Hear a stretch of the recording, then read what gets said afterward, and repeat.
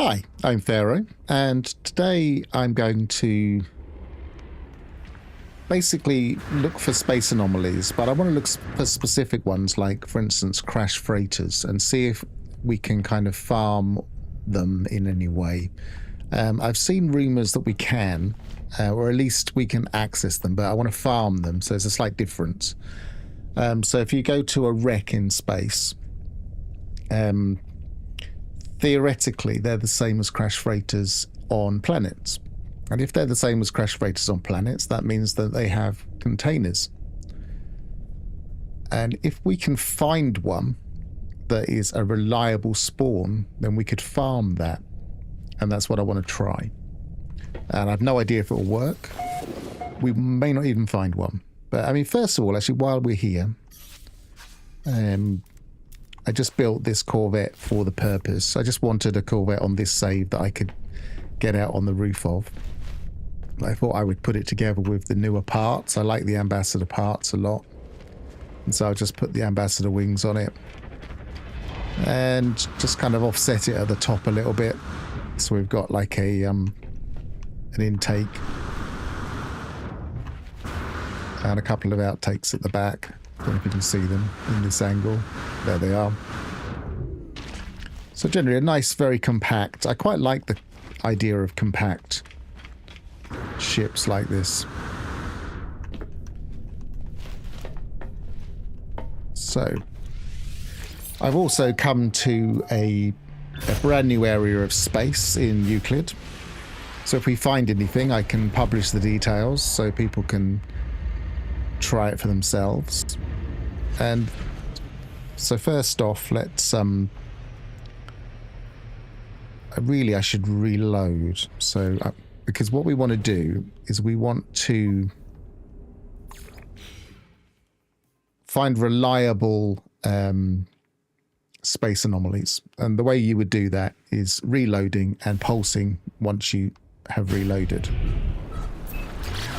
Because theoretically, whatever we find first, we will always find.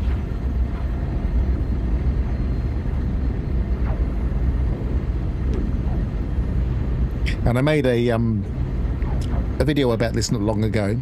It was to do with the wrecks, but how to find wrecks reliably. But I'm looking for something different today.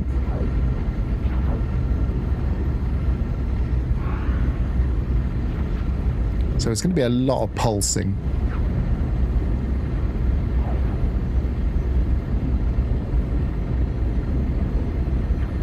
In some systems we might be pulsing for longer than others.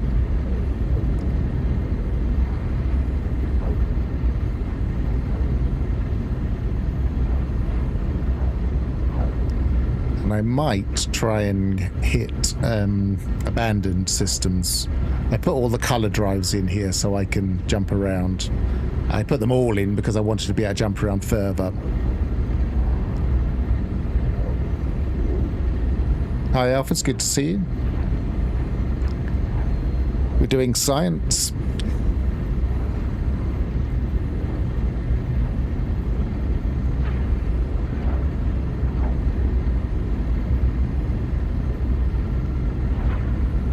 This system doesn't look very good for pulsing. It's taking a while.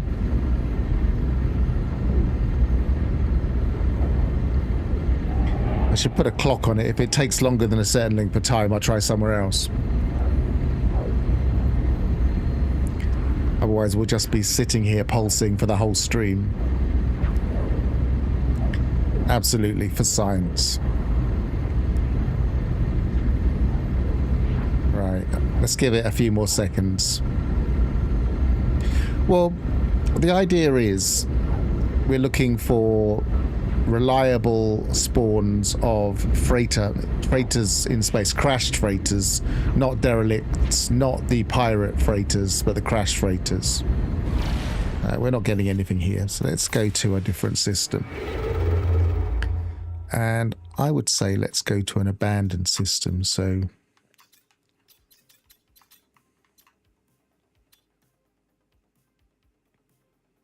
that's probably, I haven't actually got, what I'm going to need actually is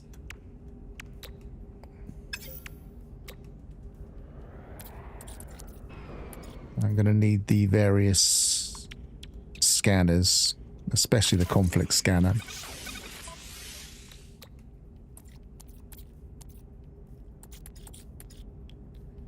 Let's have one go. There. That will help us. Right, let's get back to the galaxy map. Because theoretically we could farm them. The rumours abound that we can actually open up the containers. We fly to them in space, because they should be very much like the ones we find on planets.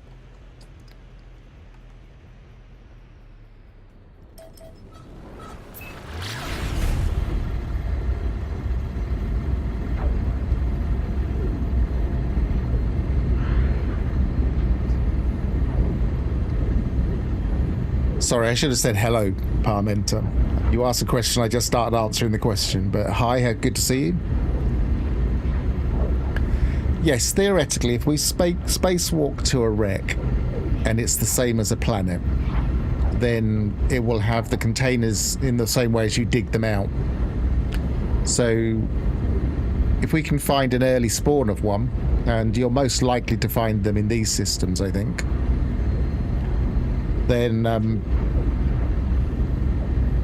that would be ideal. It could be the type of experiment that takes 10-15 minutes and we get an answer and that's it. Or it could be the type of thing that takes us a while to find one. It's one of these streams where I would be doing this anyway, so we might as well have a chat while we're doing it. So if we have anything else we want to talk about, then it might be a good stream to do that. For instance, what do we think of them bringing back the current expedition, the beachhead expedition? I don't mind them doing it. I think it's quite a good thing to bring back old expeditions, but it's not something that really infuses me to actually do.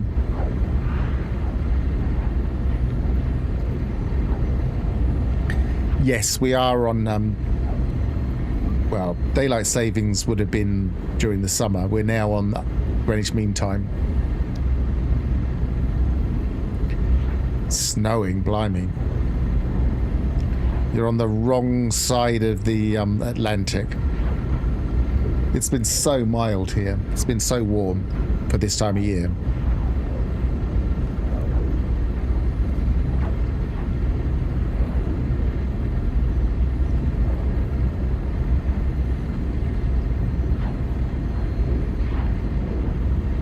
So yeah, this is 1 o'clock or 10 past 1 in England, and I usually try and stream at 1.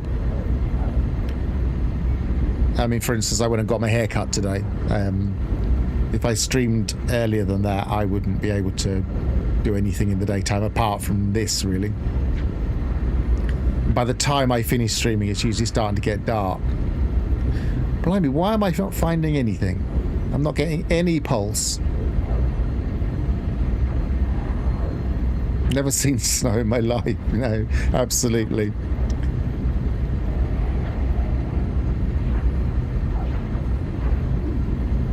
I always remember that in school you'd get the odd person that had come from a very hot country and they would suddenly see snow for the first time.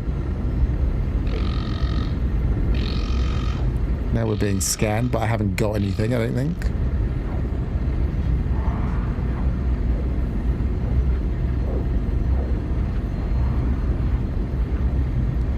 It's telling me to acquire an echolocator, and I'm beginning to think that. I was even thinking that just 3 seconds before it came up, that maybe not specifically an echolocator, but maybe I should be using locators. But I don't want to. I want to be able to find things easily. But we want something that spawned quicker than this, really. I'm going to put a clock in front of me. I'm not going to have a timer on the screen, but I'm going to put a clock in front of me and give myself a minute each time I pulse. Because I've easily been longer than a minute here.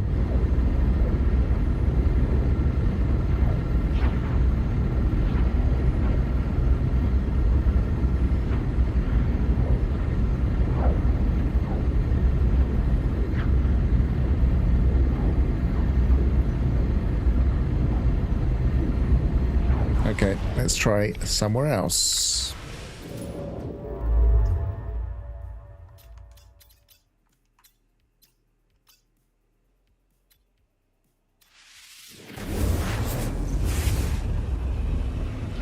I'm wondering if I shouldn't be going, because I'm going here to Uncharted. Maybe I should be going specifically to Abandoned. Well, I did say Abandoned, but I started off with Uncharted.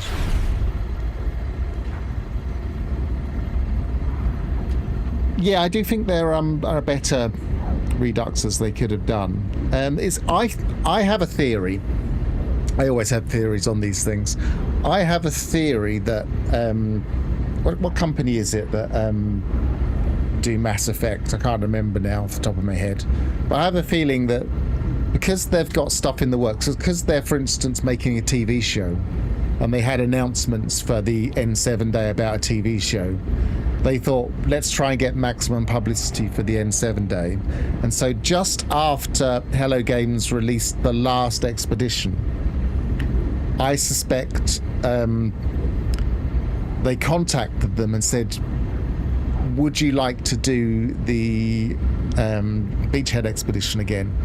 Because it's good cross-promotion. And so that was when we suddenly saw them change the schedule so that they could get the expedition up for N7 Day. So that's my theory, that it was a cross-promotional request.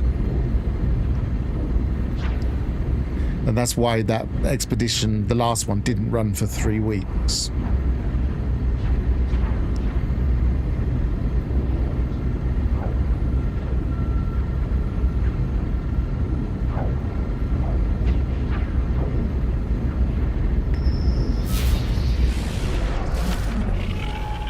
Okay, we have a child of Helios, which is not what we want.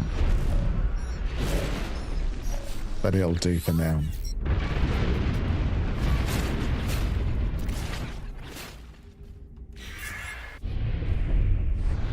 Right, let's go to an actual abandoned system. So probably want green, really.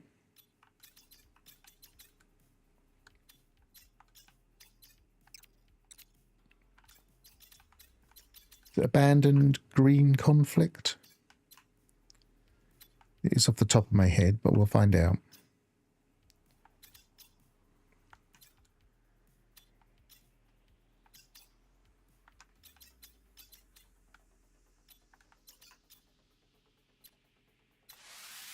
There we are.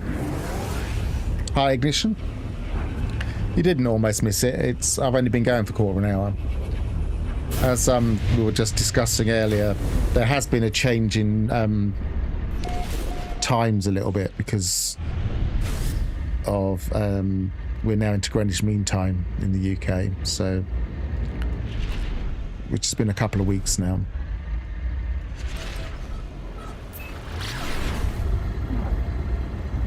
BioWare, is it BioWare? It sounds right.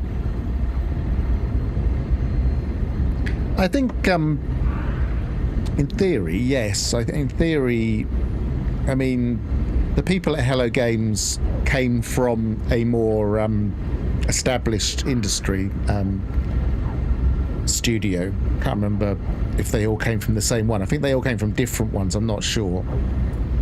I'd need to re-research my history of Hello Games, but I think they have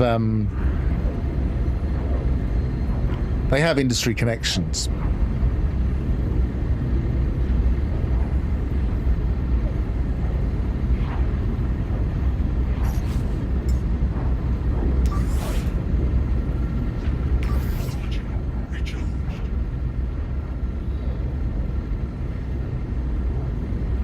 I'm going to persevere in this system just a little bit longer because it's the first abandoned I've gone to.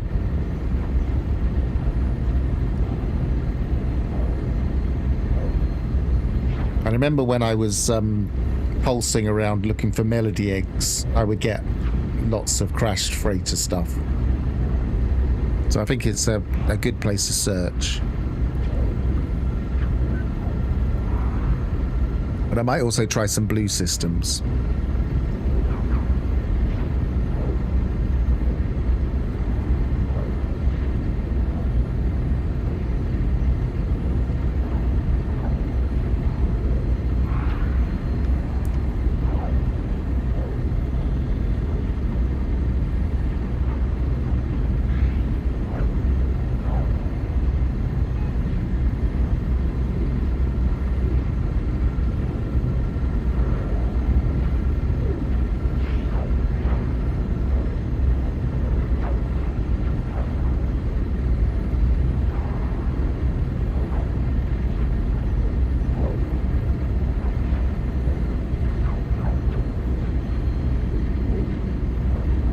BioWare, Edge Reality, Demiurge Studios, and Straight Right are the various developers of Mass Effect. But yeah, BioWare is who I was thinking of.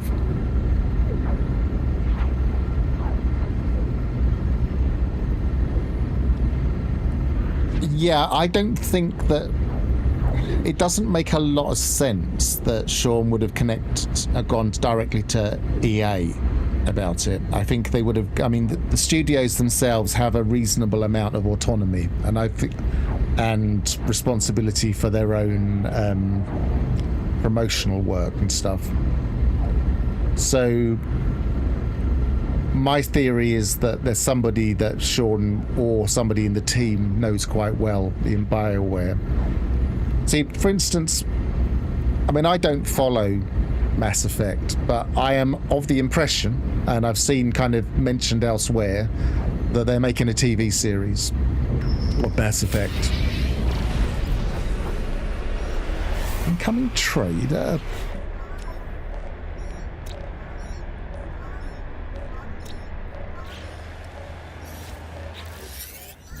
And so they would want as much cross-promotion as possible.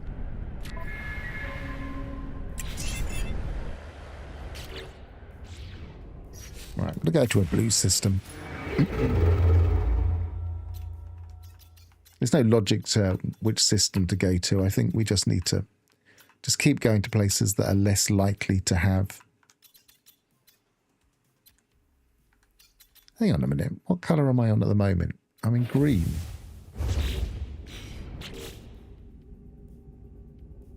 But I'm not in green.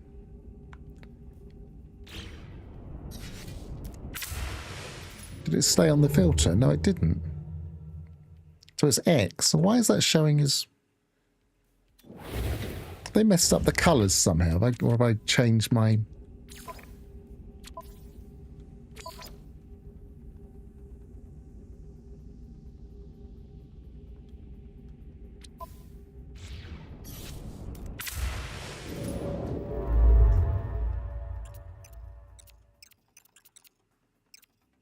That's better. It's like it's stuck in that one, even though it said no filter.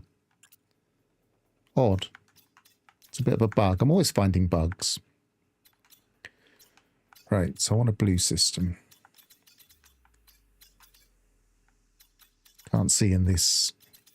Sometimes I think it'd be better to have the colorblind filter with these nebulae. Nebulae.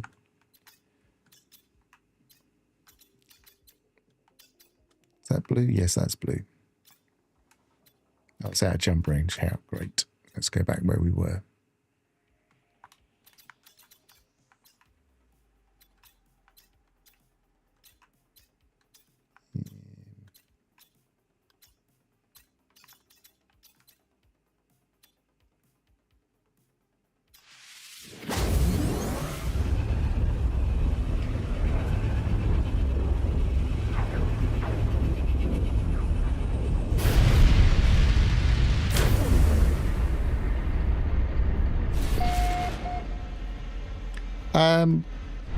I mean, I wouldn't be against trying Mass Effect. Hi, Seriously's. Or Seriously. Seriously's Gaming.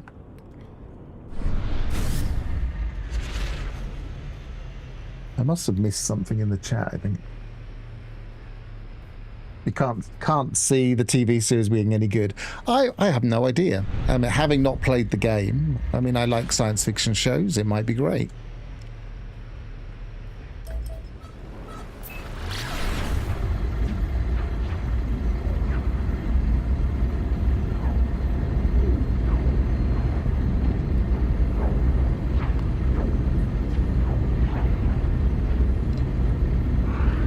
It is plural. Seriously's.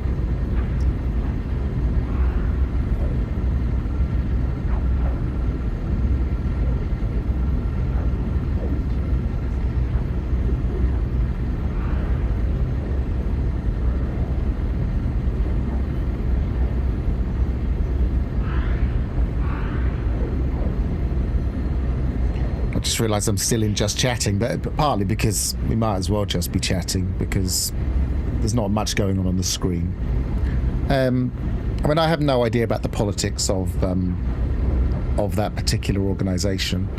I don't really want to get into the politics of Electronic Arts, but yeah, yeah. But yeah, these larger corporations do kind of mess with studios a bit. But I do suspect that there must be somebody there that is pally with. I wouldn't have thought that Sean would still be that closely connected to the people that he was working with as part of the Electronic Arts thing. I would have, but I don't know. And it wouldn't make a lot of sense. I'm just getting traders. It wouldn't make a lot of sense for someone in the parent company to be wanting to do these things. Not in my head, anyway.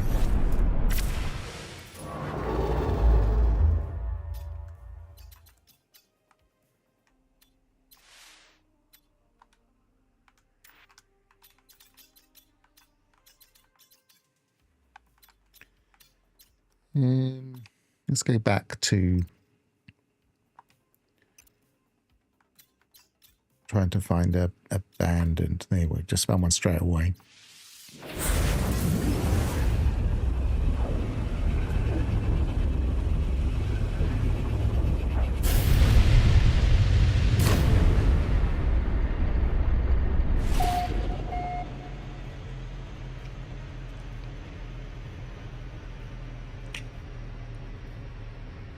So it used to be Microsoft bought it out and then Electronic Arts took it over. Is that right?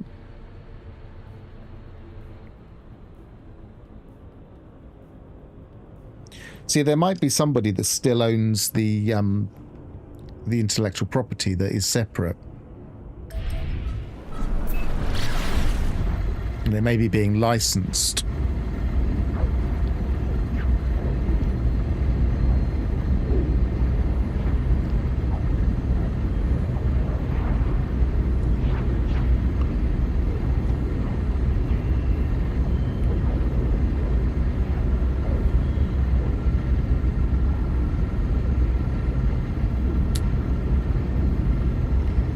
This is another reason what a lot of people were saying, oh, Light No Fire shouldn't release this year coming, 2026, because of GTA. It's like, well, we don't even know where GTA will actually be released at this stage.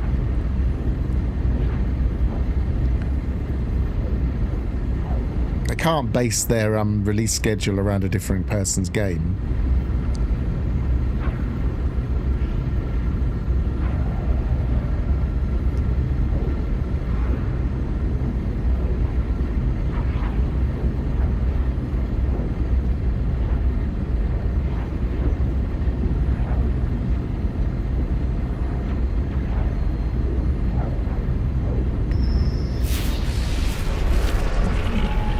I think Sean left some large company stuff because of the politics. That's the impression I get. I think he wanted to do a smaller independent thing.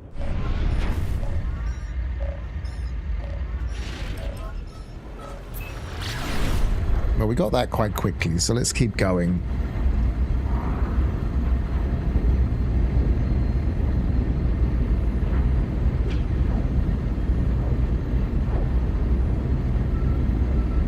I mean, you have to say that No Man's Sky is probably the least corporate game.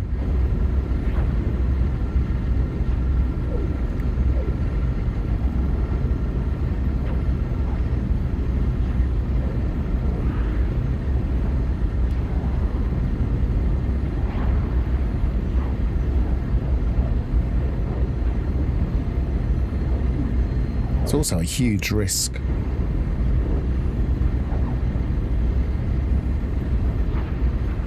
Still looking at this corvette, trying to decide if it's a finished article or whether I could add anything to it.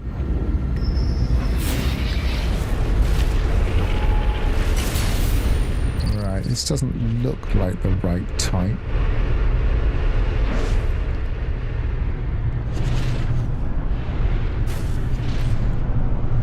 See, I think there are 3 different types, but let's find out. It might be.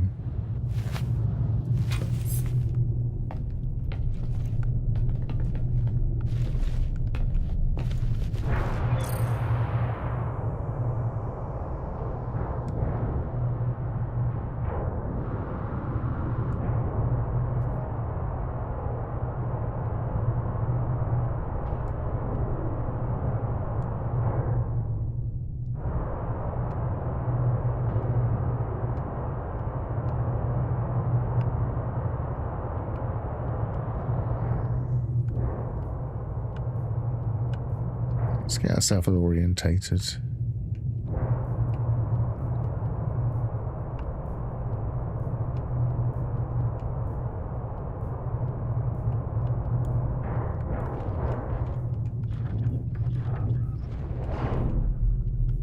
Yes, it is the right type.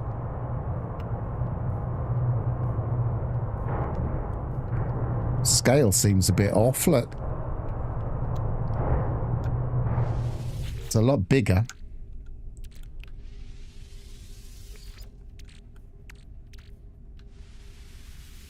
Does this mean it's going to take a lot longer to get away from the radiation, I wonder?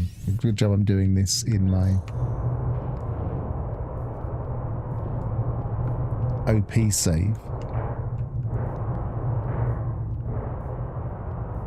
It's disorientating.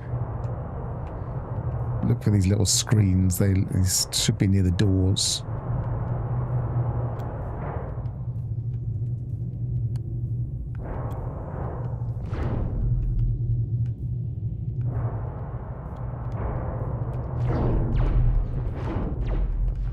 What is there? This feels so weird. We've always wanted to do this, though. We've always thought, oh, they must be the same models. We must be able to get to them.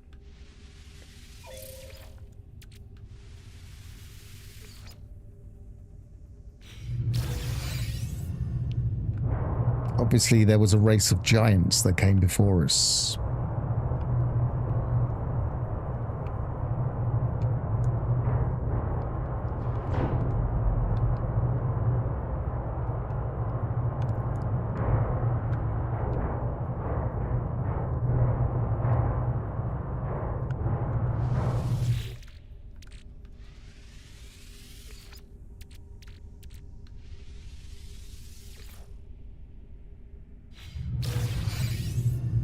Unstable gel. So we haven't got anything great here.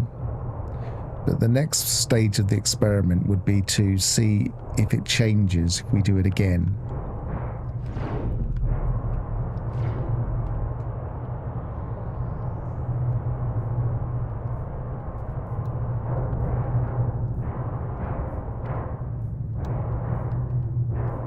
This is weird. I must have already done this one. Must have come in from another angle.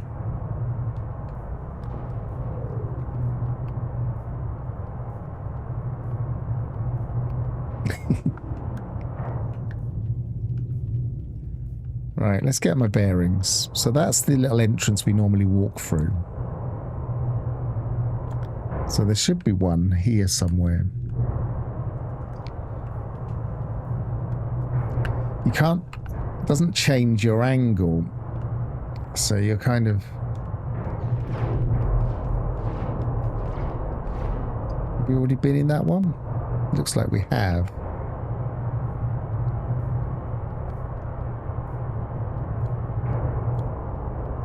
Okay. So again, if that's the doorway over there, then there should be one over here.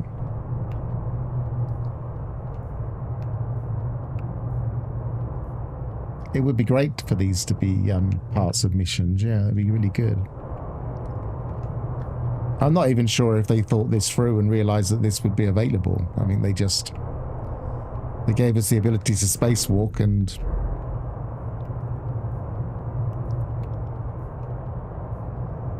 It's just a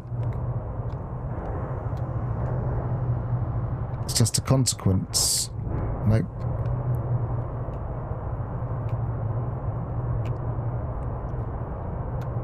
So that one over here. I've already been to that one. I don't think I have. But there's more than one door, so I need to be a little bit more meticulous as to where I've come in and out.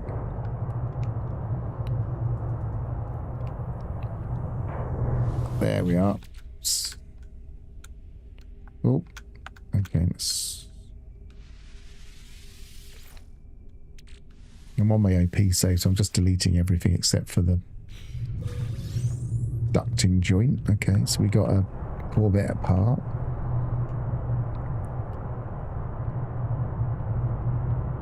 So out through that door.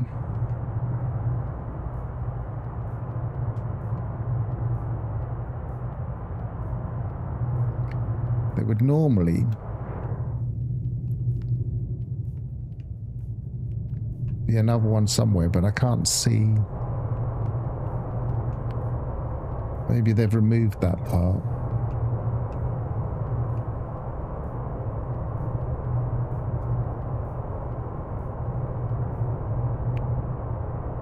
I can't see an area here. So let's go over. There would also be another one over here somewhere. And I think they might have removed that one as well.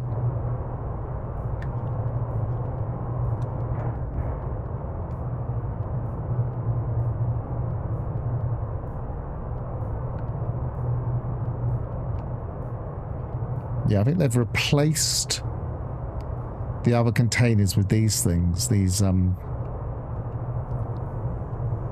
don't want to shoot that because a pirate will emerge, because these are ambush points. And then they will shoot me in space and probably kill me. Which would be inconvenient to say the least.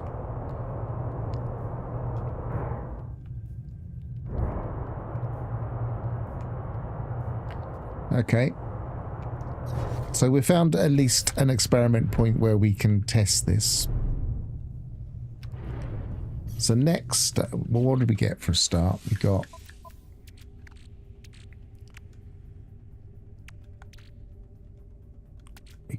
salvage frigate module probably. I wasn't paying attention too closely. We didn't get anything that important. We got a part. We got unstable gel. But what we can do now, go to a neighboring system, go to the closest system. So let's go to that one. Oh, we haven't got any fuel.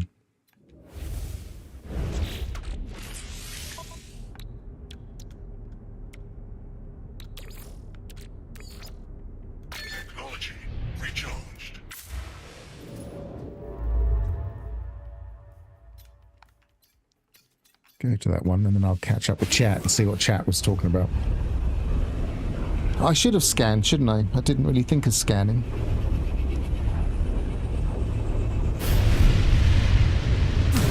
Scan user advisor maybe, but I'll have a look next time we do it. So what I'm going to do is I'm going to go back, because this should be a reliable spawn, theoretically. So if we now go there, it was the second spawn in this system.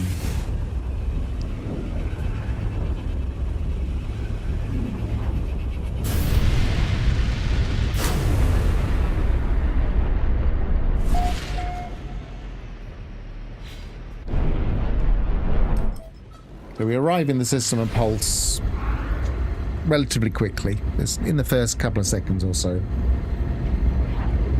Now, I didn't do that last time, so it might change things. We'll see. But if we get the that containment thing first, then we're on track, and we know that this will be a reliable spawn.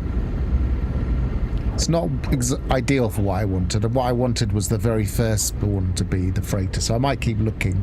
But I'll give out the if we can get this as a reliable spawn, then I'll give out the glyphs and people can experiment with it and see what they get and how it works.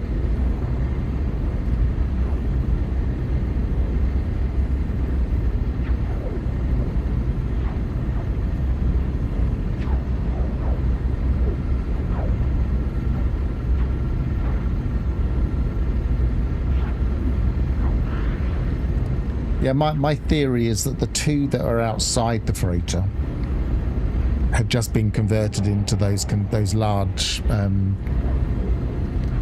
are they called? Containers. I can't remember what they're called now.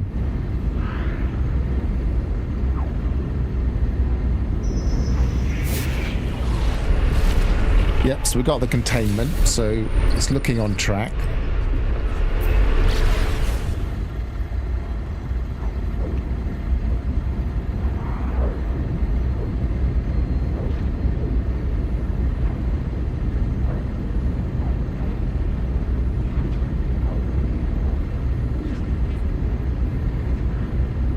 See, one of the things I'm interested to find out is if we get the same things or not. Because if we get the same things, then they would be very farmable for individual things, like, for instance, salvage frigate modules, like we appear to have got, I think. But if we get different things, that's also quite good for being able to just, instead of having to just keep finding crash freighters on planets, we could do this reliably and just farm them and get those containers over and over. But obviously I'd want one that we could get to quicker than this, really. Yep, so this is a reliable spawn. So let's put the glyphs up. Hang on a second.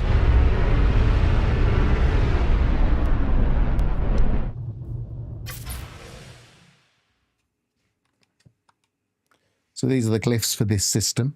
So if you want to come to this particular derelict, then you need to come to this system, obviously via our portal, and then teleport out of it onto a different system, teleport back in, and then immediately pulse.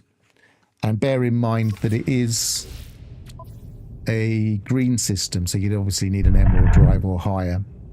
Oops. What's happened? Oh, it's because it's come out of the thing. You'd need an emerald drive or higher in order to come here. So let's do this again and see what we get. I might try and orientate myself a bit better as well. Just having a quick look around.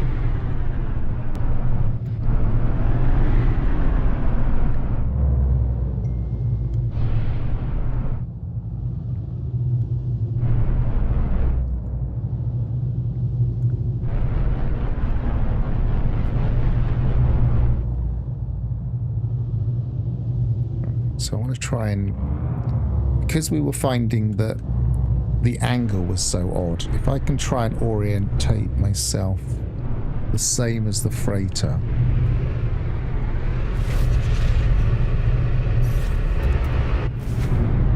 Or at least similar to. I doubt I'll line up exactly.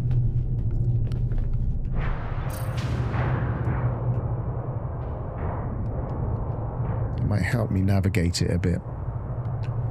This door helped me, because usually if I was doing this on a planet, I would come through there. Actually, is that the same door?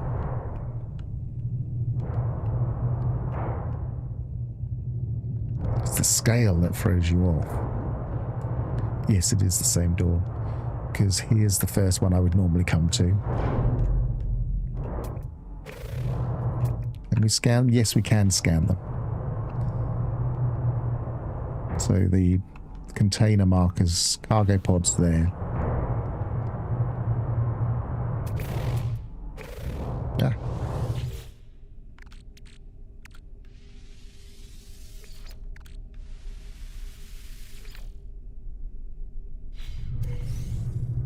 So that's teleport coordinators. So that's different, isn't it? We didn't get teleport. I don't think we got teleport coordinators before.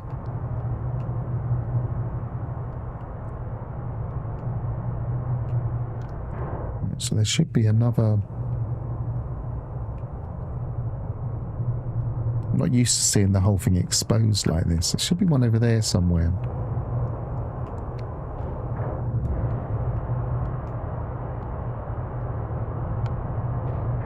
Have I got turned around? Yes, I have, because there's one there and one here. So I've got turned around, so ignore me.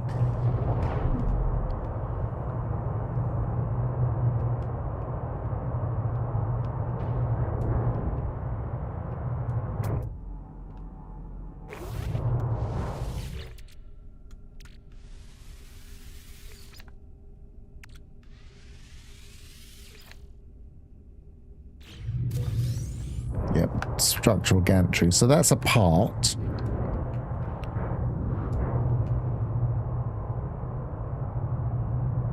When I was looking in the game files, there didn't seem to be very many differences between the different places you could get corvette parts. I was hoping that there might be slightly different drop tables or things. There are slightly, but only very slightly. Almost like it was just an oversight that there are a couple of the smaller habs you can't get in some places and can in others.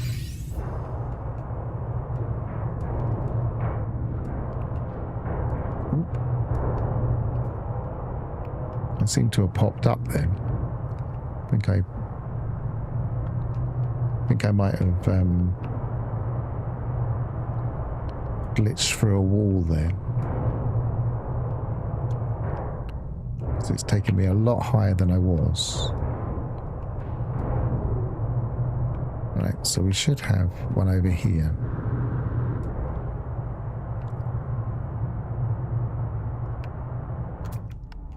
We can scan now, can't we? Yeah, there it is.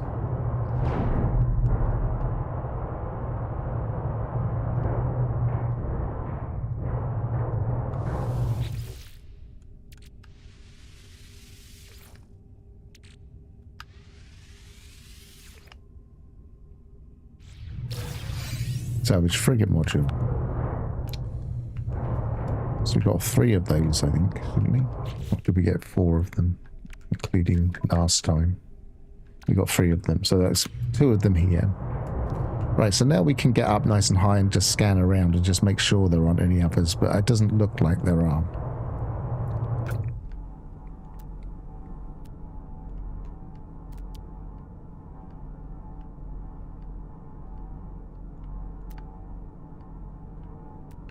No. So there's 3 per derelict, and they are going to be different each time by the look at it.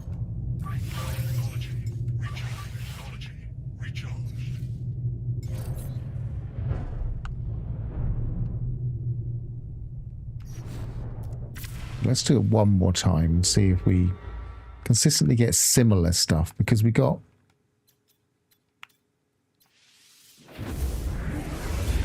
kind of comparable stuff. We got a part, we got a salvage frigate module, and then one other thing.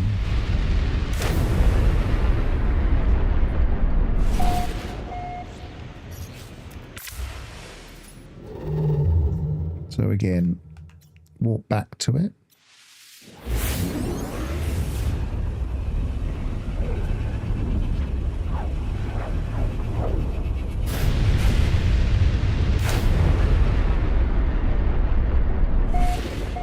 Any direction.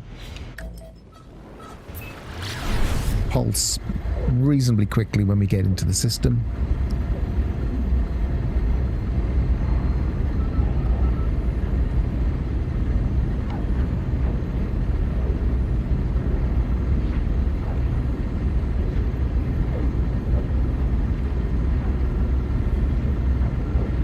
No, I missed one, didn't I? Because there should be 4 inside. There should be just one inside the door, one in the room on the left, one in the room on the right, and then one in the room underneath. So I missed one.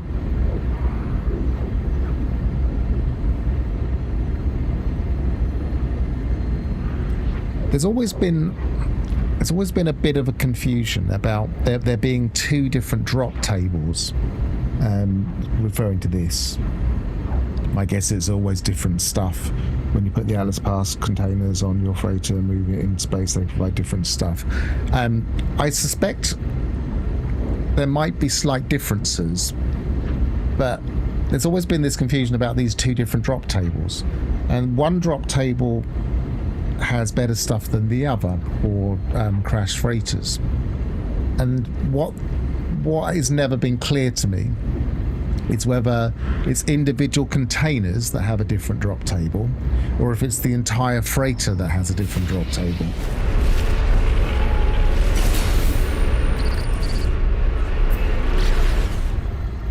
I'm not even sure if you have to stop for that. We'll maybe experiment with that before we move on and look for others.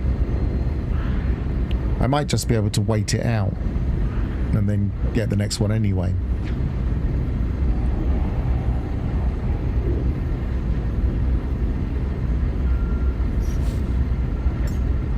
You have to make sure you don't run out. You have to keep an eye on that bottom down there, the little power symbol. Because if you drop out, that can break the sequence. If you run out of fuel, it just drops out of pulse.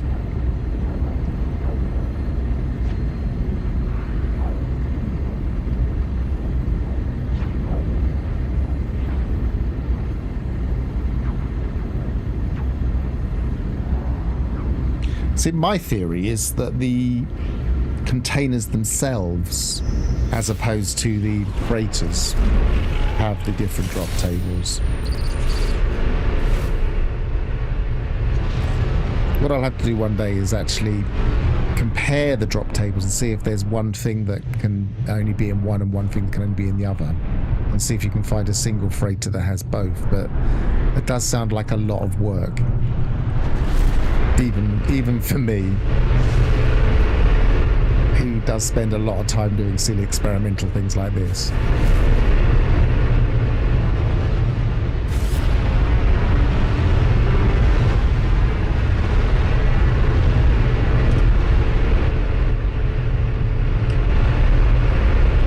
I've got higher maneuverability than I would have thought, I think. I'm going to try and line up with this entrance, because that will be a good... Okay, that'll do. That'll be a good way of being orientated.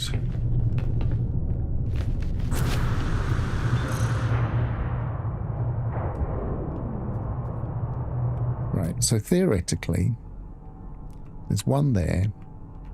There's one over there. It must be a range thing. It's not quite close enough to pick that one up. There's one there, and there's one there in there somewhere. So let's start the way I normally would go, which is this way.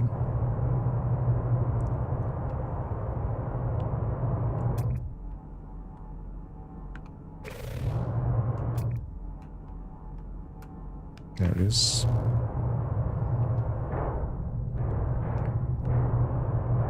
Should put my torch on, maybe. Which button's my torch? Can't remember.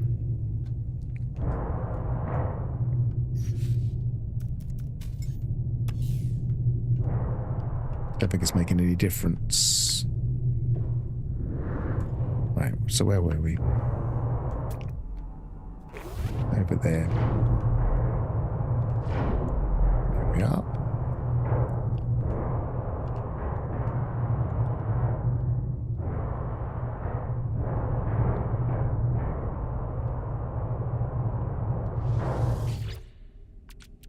Doesn't seem quite as much of a death trap as I thought. I was imagining that the radius of the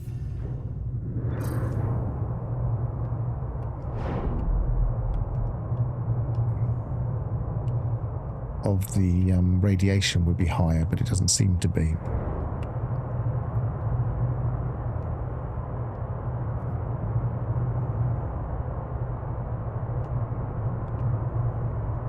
So unstable gel, that's the one. That's something that we got first time round. Was it a part we got on this one?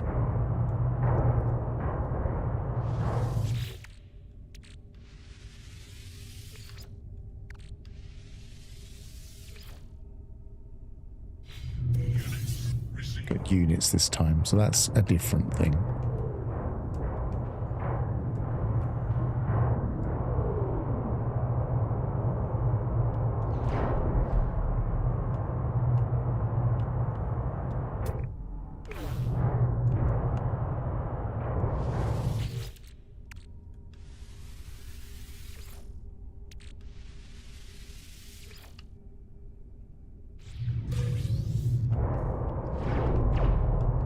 Telepole coordinators 5. Didn't I get those a minute ago?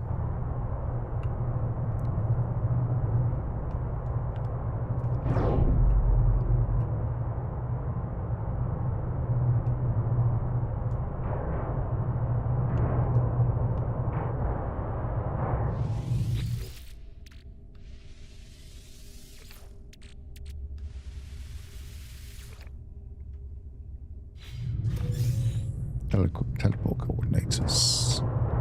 Getting a lot of those.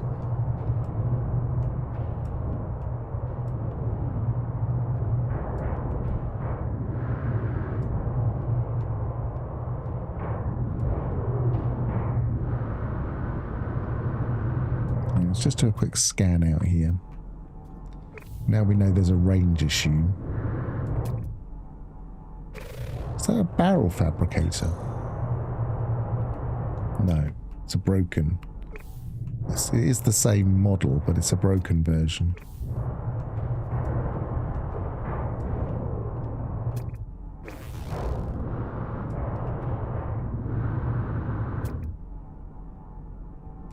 Cargo pod. Yeah, it doesn't look like there's anything out here.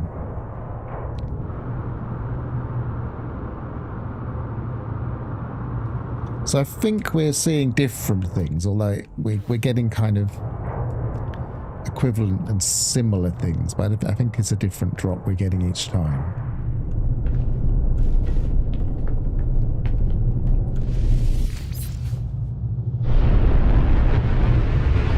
So that's that system.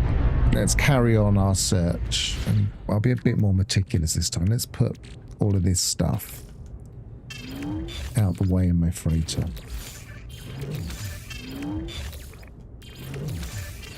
So we can see what we get each time.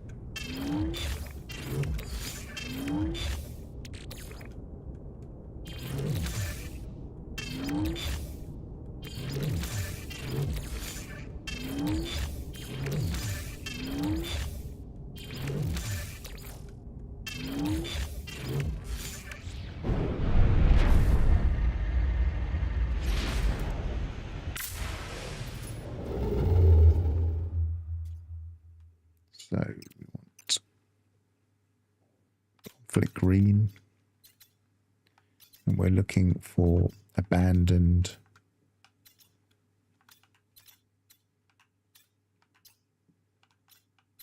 So we're looking at the, it should have no data for, I think it's for the conflict, isn't it? We'll know when we see it. There's one. Yeah, conflict, there's no data unavailable, so that's abandoned.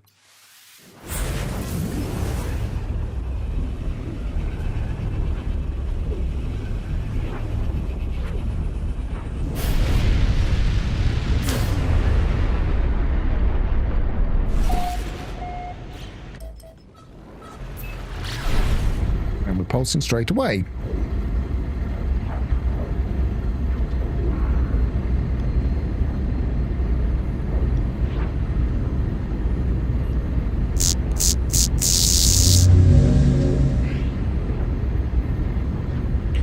So yeah, so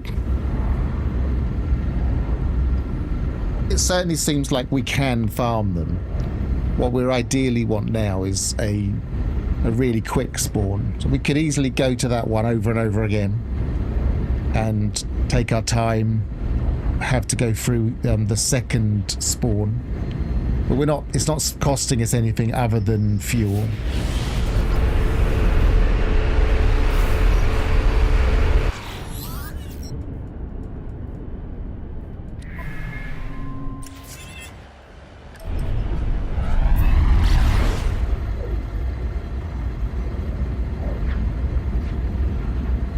I would say that last one was a similar length of time that it would take to go from a crash freighter to a crash freighter on a planet. So we're not really saving time there, but we would be saving charts, because we'd have to use charts to do it.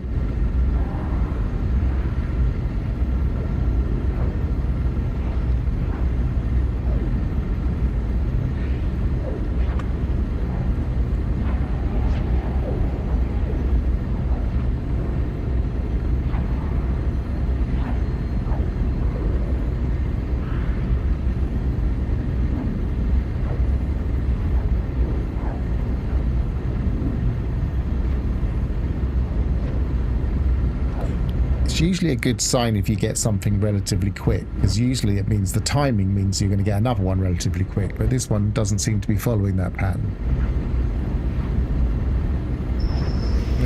Maybe it is. Another trader.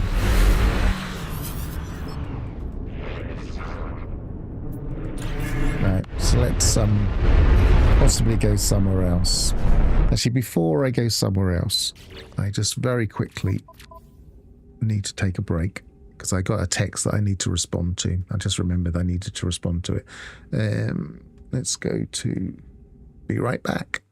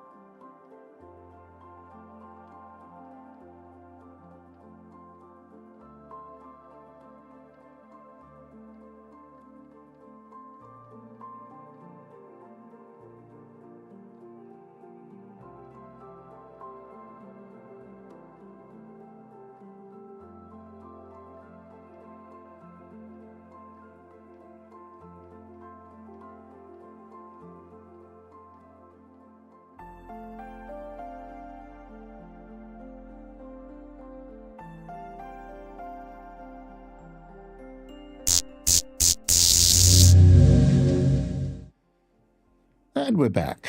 So where were we?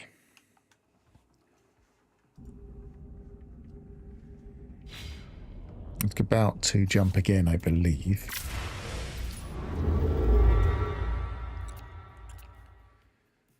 So I might go for an Uncharted again, just for a bit of variety. So want no economy. Looking for white.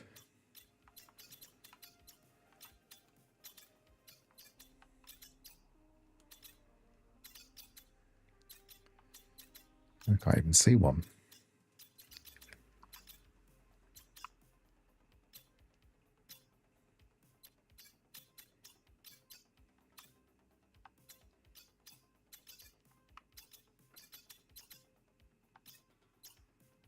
That's Uncharted, so obviously it's not white anymore. Oh, it's white life form, that's right. Sorry, I'm getting confused. So I need, let's mark that, because I haven't got a fuel, but I have found one, so... I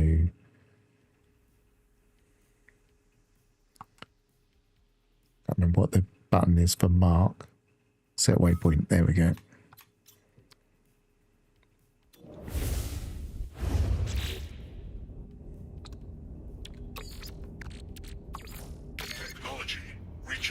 Make sure we've got empty here. Yes, we have.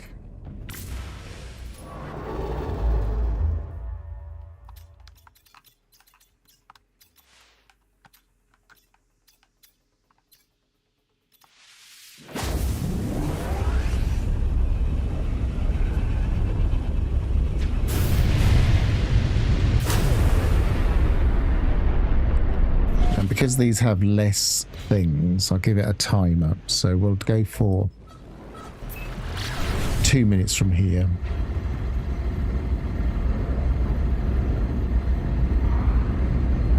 If it's longer than that, it's not really worth it, I don't think.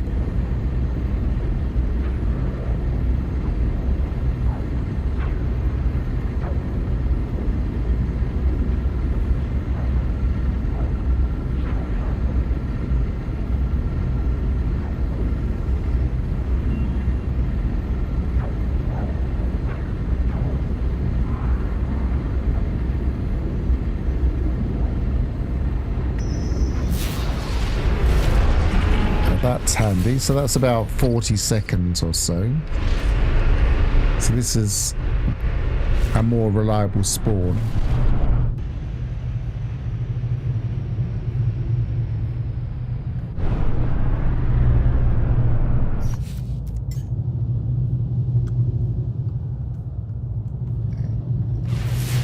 Back up.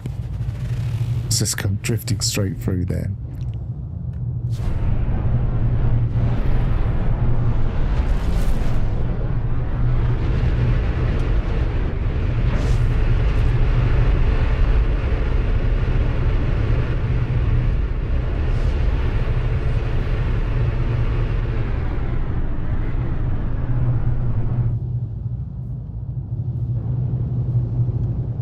Line up approximately, and then this is just so that I know where everything is when I walk through that door.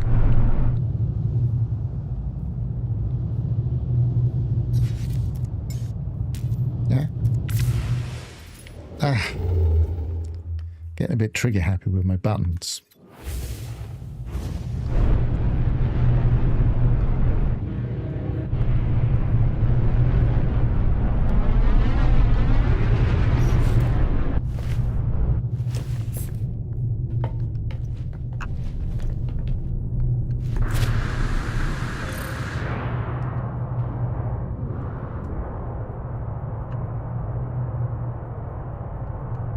So it should be one just down here. There it is. As you can see better on this system. See in a bit, ignition. Because I'm kind of encouraging people to chat if they want to chat. There's not an awful lot to see really. We're doing the same thing over and over again.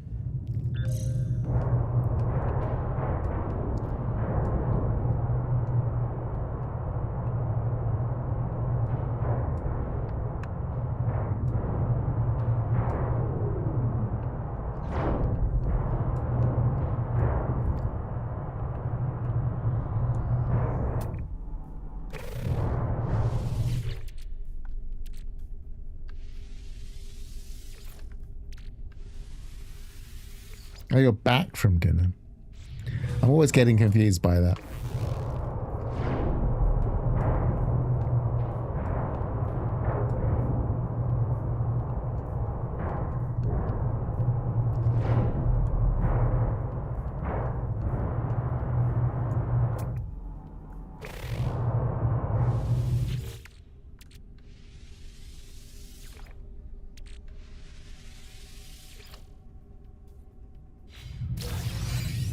Stable gel. So we seem to be getting very similar things, but I guess you do.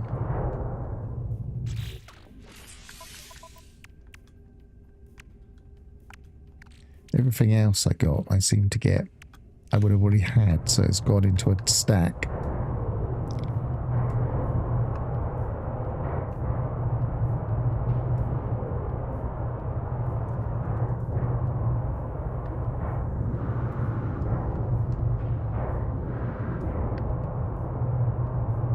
Did I go in this one?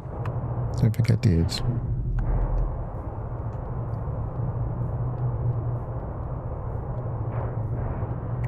No, I didn't.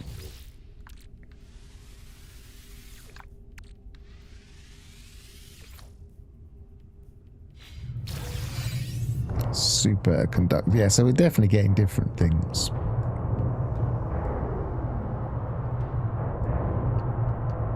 Or at least we're getting different things in this one. Let's come back to this one, because this one was quite easy to spawn. It was only about 40 seconds in.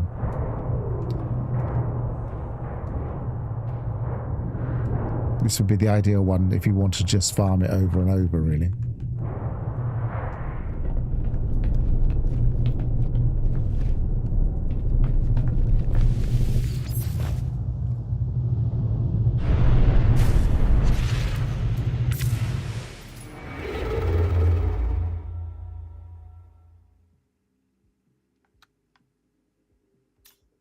KJ's birthday, excellent. So streaming on, is it Thursday then? 14th. Was that Friday?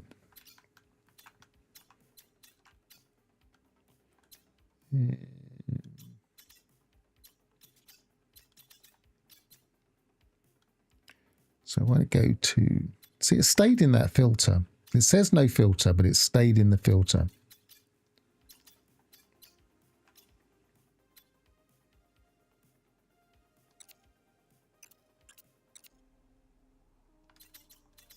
Right, so we'll go to there because that's the closest, and we'll jump back again.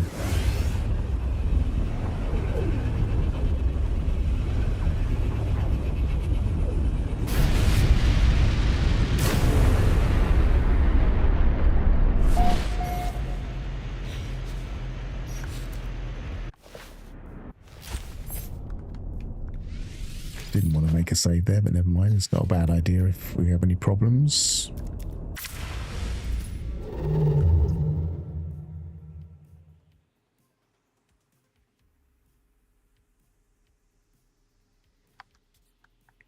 Okay, so there it is.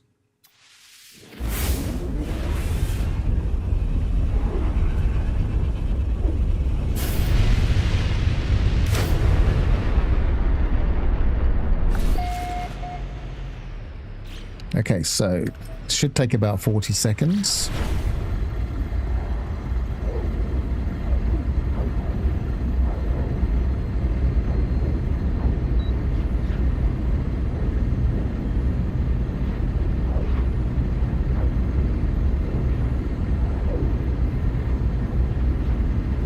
I'm watching an old-fashioned analog clock in front of me.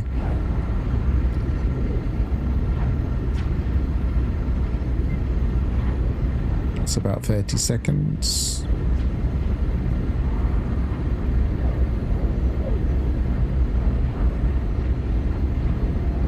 Any time now? There we go.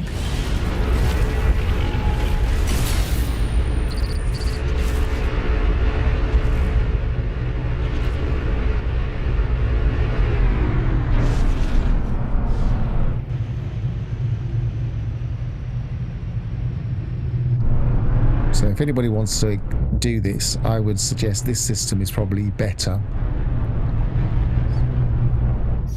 I'll give the glyphs in a bit. Why is that not letting me out? Am I going too fast?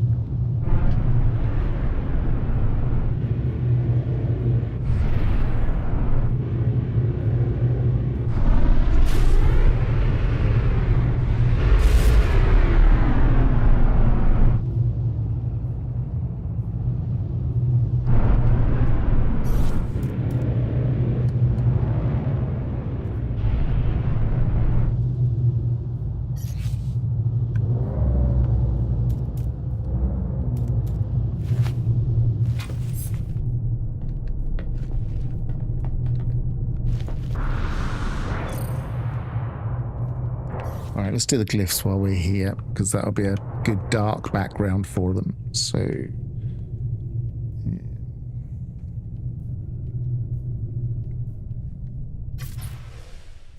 So these are the glyphs. If you're going to try this one, you just need to come to this system via a portal.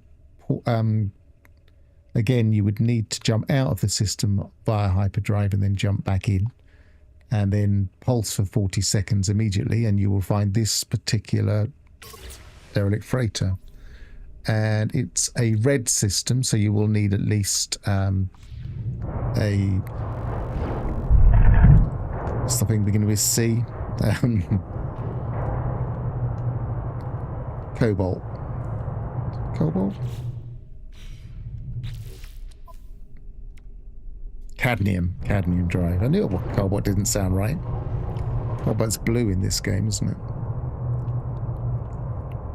And blue in reality, whereas cadmium doesn't have to be red. In fact, it's more likely to be yellow.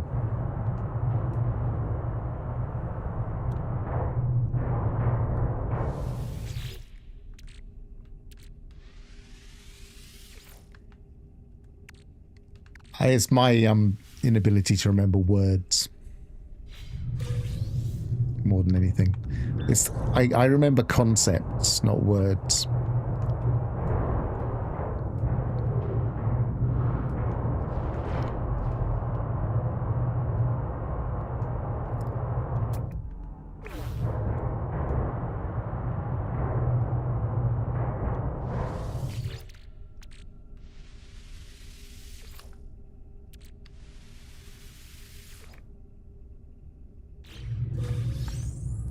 Accelerators, so definitely different things.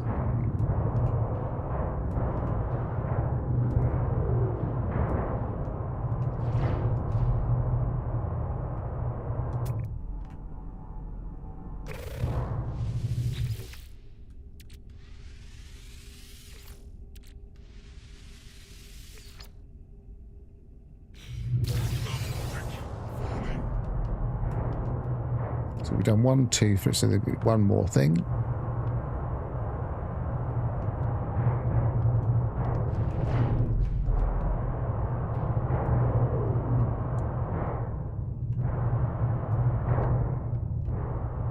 It just feels so strange, this scale.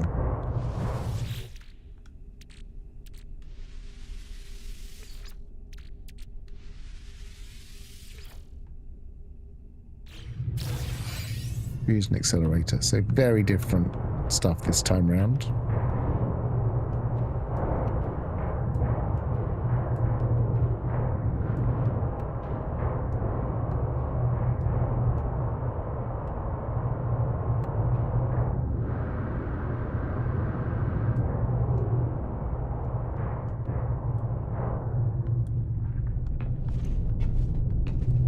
Such a smooth transition when you just sit on the roof.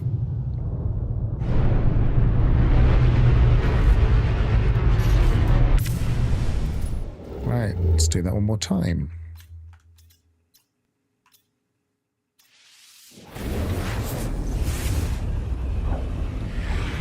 Well, let's just put that up on the screen.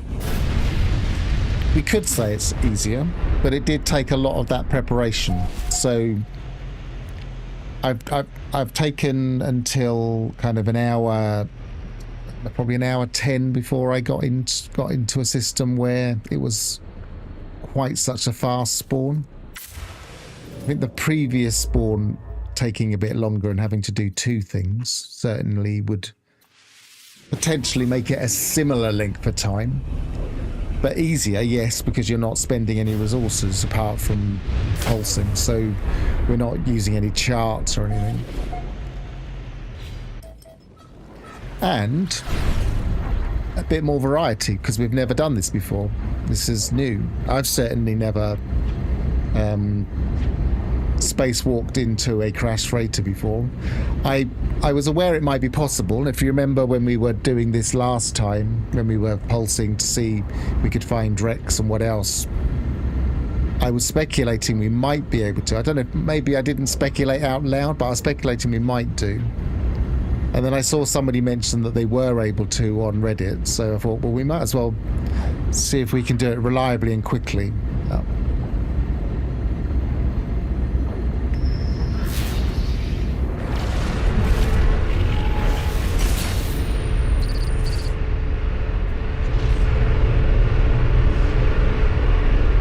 Now, on a planet, they will be the same things. Obviously, if you farm them,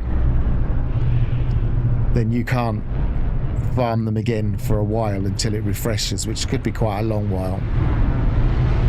But other people would be able to farm the same things at a particular crash. Whereas here, we're getting different things every time, so there's no way of saying if you come to this one you will always get salvage frigate modules, for instance. It's going to be different.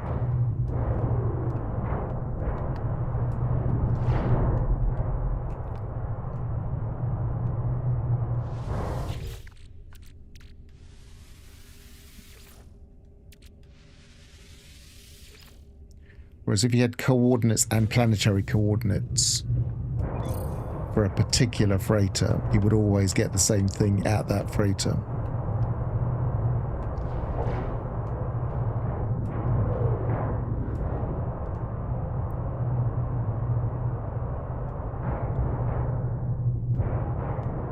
I am quite impressed with the way they've implemented spacewalking, though.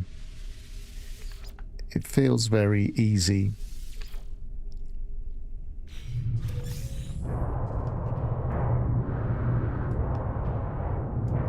The animation transitions are quite nice.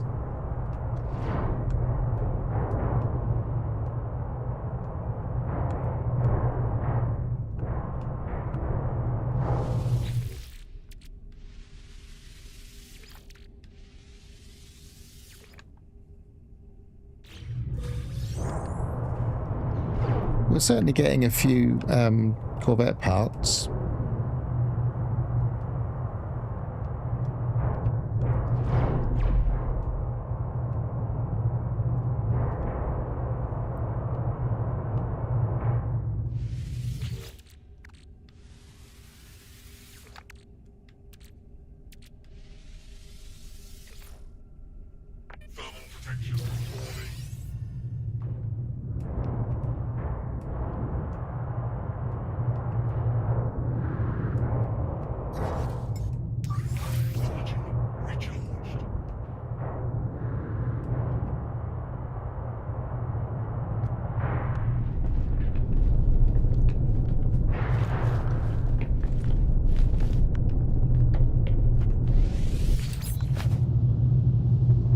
Turnaround is pretty quick.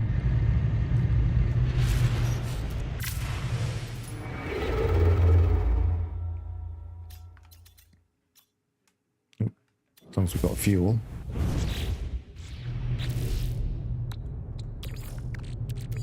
I guess that's the other resource we're using up. We're using up fuel. But with a better corvette with better hyperdrive, wouldn't be spending quite as much. And I suppose we could just teleport and do the same thing, because it's abandoned, isn't it? We'll try that in a bit, actually. Let's go back to that system and go to the teleporter.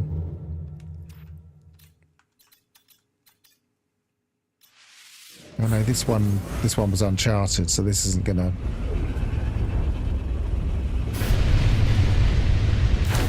have a space station.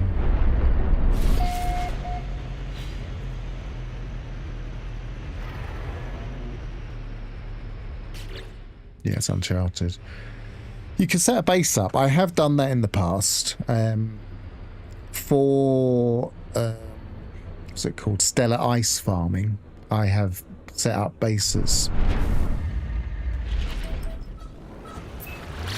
This will be a test of how quickly you have to pulse, because I took a little while before I started pulsing.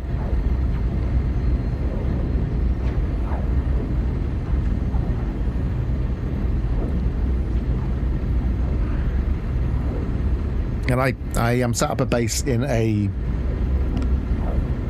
a planet without any atmosphere, and I could teleport to that base, take off, and pulse into the sky, and it would still be roughly the same timing,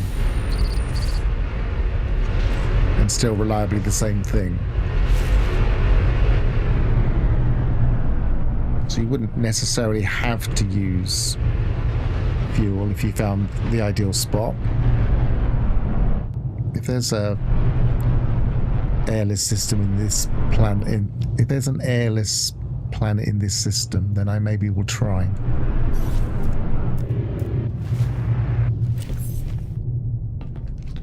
and test it out.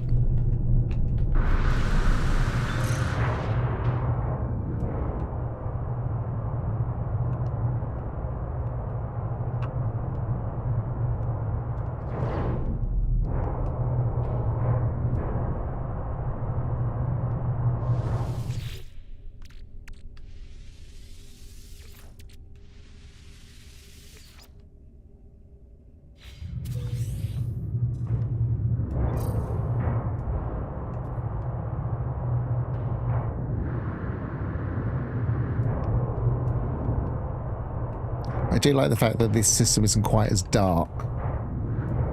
The other one we were finding it difficult to see the doors, etc., but this one is feels a lot easier. I don't think it's just because I've orientated myself with the door. I think it's a little bit brighter.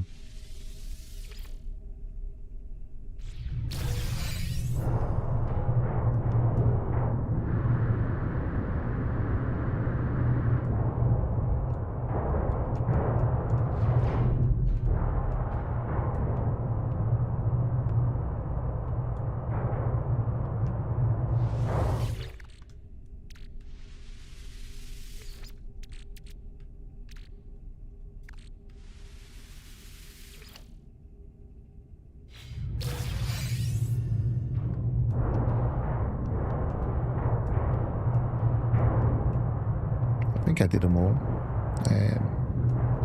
Just double check the door over here. No, I keep missing this one.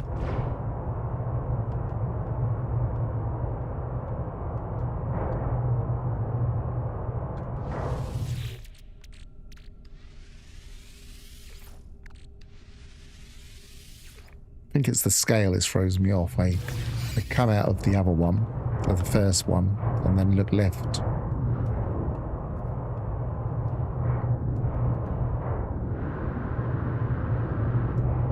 So that was a pretty quick turnaround.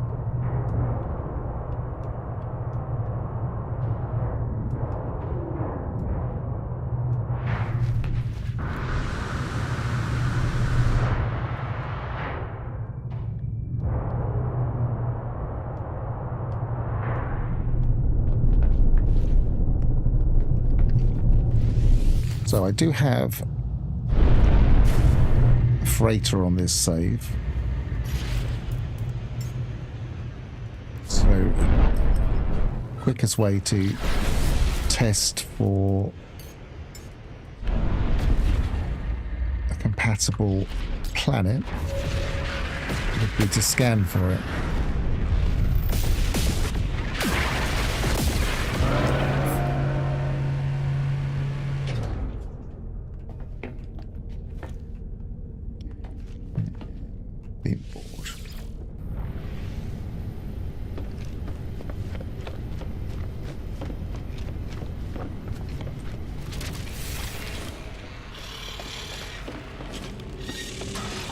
think, as I loaded the experimental branch because I wanted to test something else, so I think we're probably going to have to make sure we've got everything loaded into cache.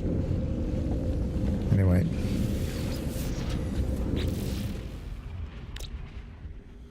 That would do. Planet of Light would do. Foaming Planet would do. Abandoned Paradise, interesting. Might have to have a look at that. Especially as we've given out the coordinates, people might be interested to know what's here. So let's go here, set up a quick base.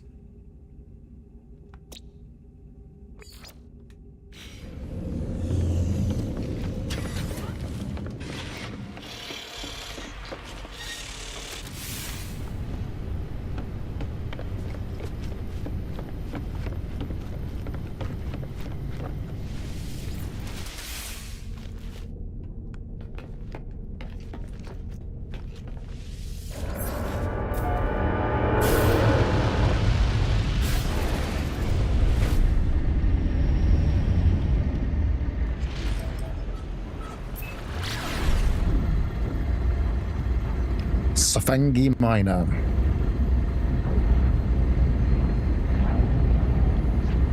I won't name anything because I'm only temporarily using this save. I'm going to revert my save. So if somebody else wants to come here and use this as a place to come and get a reliable spawn, they can claim it and name things and do what they want here. I'll just temporarily put a base here for the purposes of this experiment.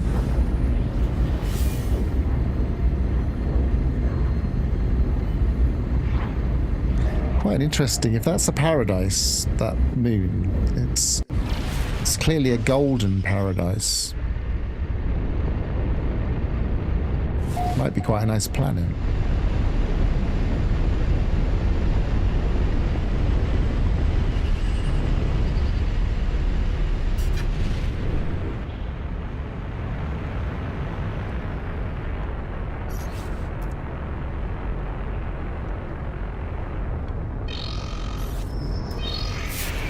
Lead pilot seat. Why is it not letting me? Is it my angle?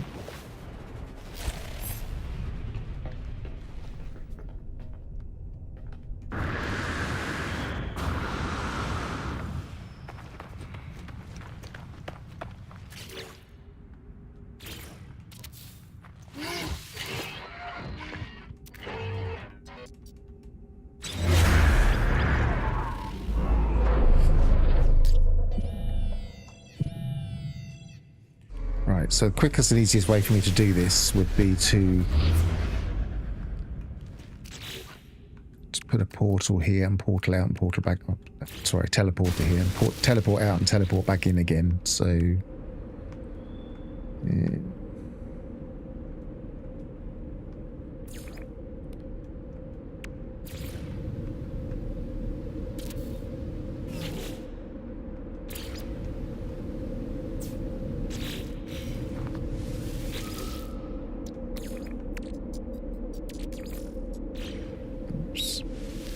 Trying to split that stack.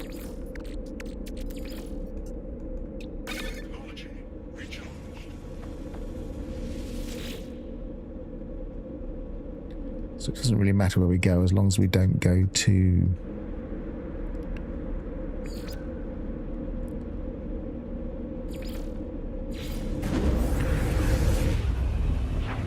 the same system. That could confuse it, I think.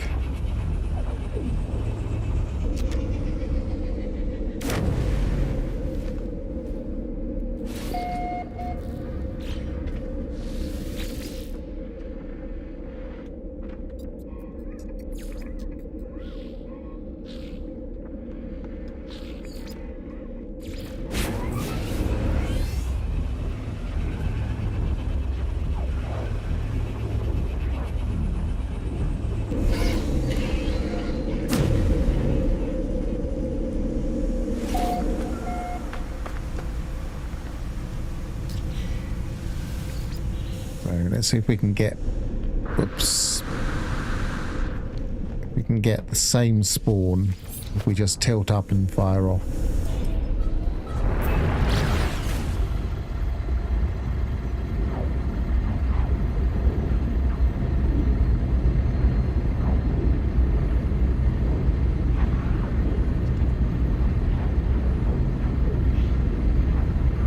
And 40 seconds isn't too bad, but there are ways you can slightly speed this up in some systems if it's longer. So we'll maybe try that as well, just see if we can make this quicker.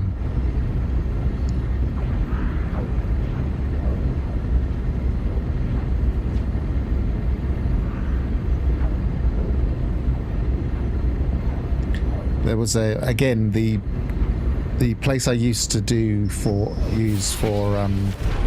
yes, that's work. The place I used to use for Stellar Ice,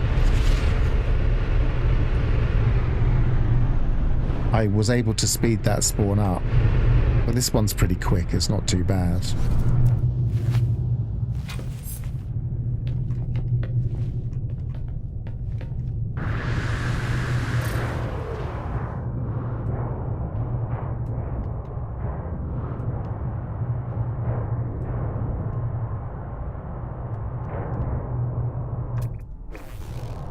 So, I mean, by using a base here, we're not even using any fuel, apart from pulse fuel.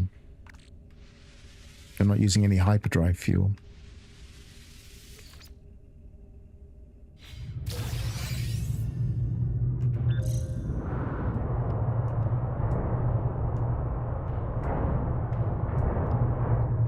Yeah, it's when I'm coming out of there I get turned around. Let's go this way.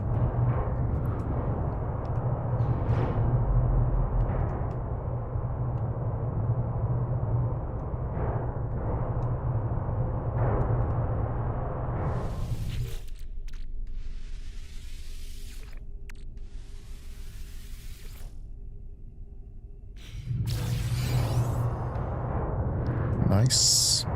Always handy on any save, multi-tool expansion.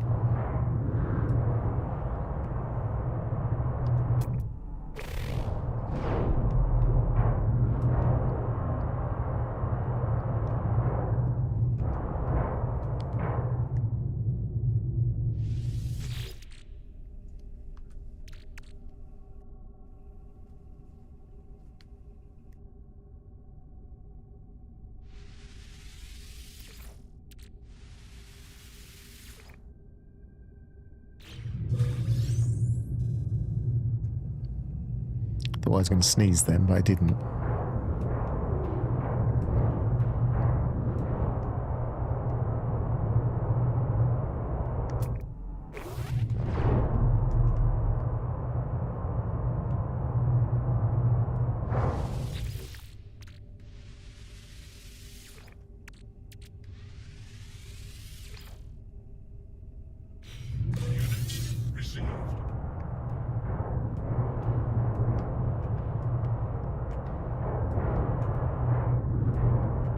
So the way you used to be able to speed this up, and as I say, it won't necessarily work in every system,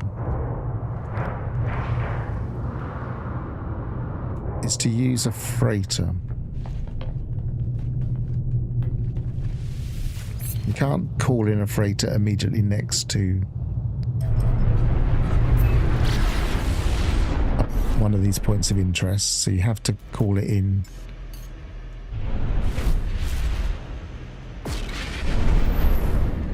separately.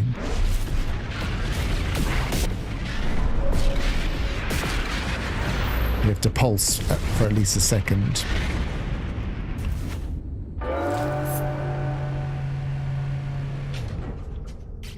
Now we can theoretically reload.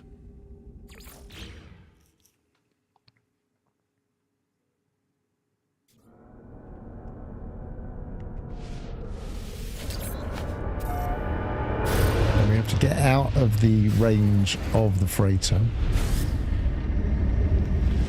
so that we can pulse.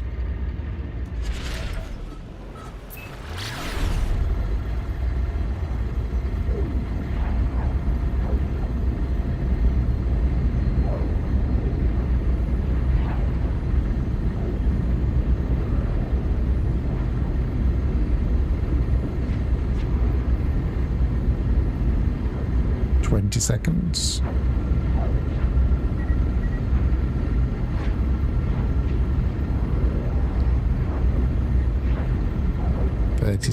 I don't think it's going to.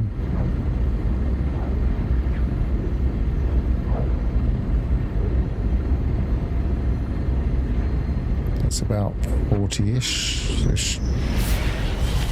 So that didn't actually make any difference. On some systems, if you're lucky and it takes a little bit longer to spawn, you can speed it up that way. I have done that, and I could demonstrate that with a particular system I have, but it's not going to work in this system, so it's not worth worrying about right now.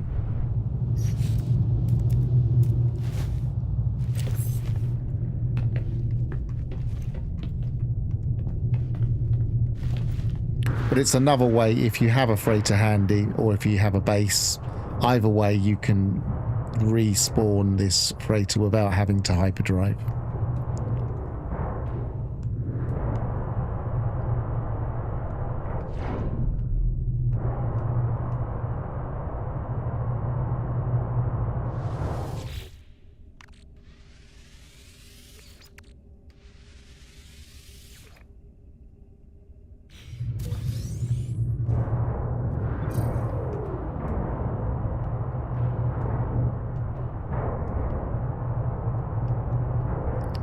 So I got turned around again.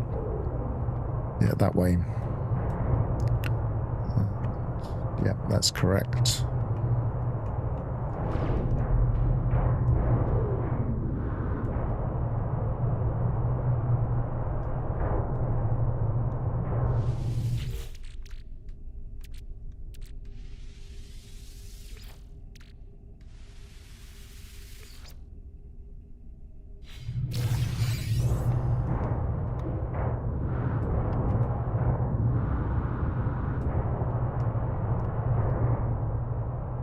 No, that's not the right one.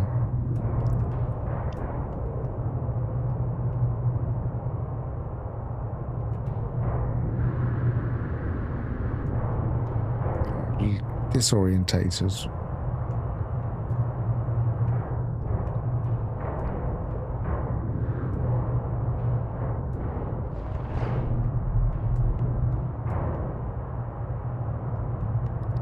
That's the one I've already been to, but from underneath. This scale throws me off over and over.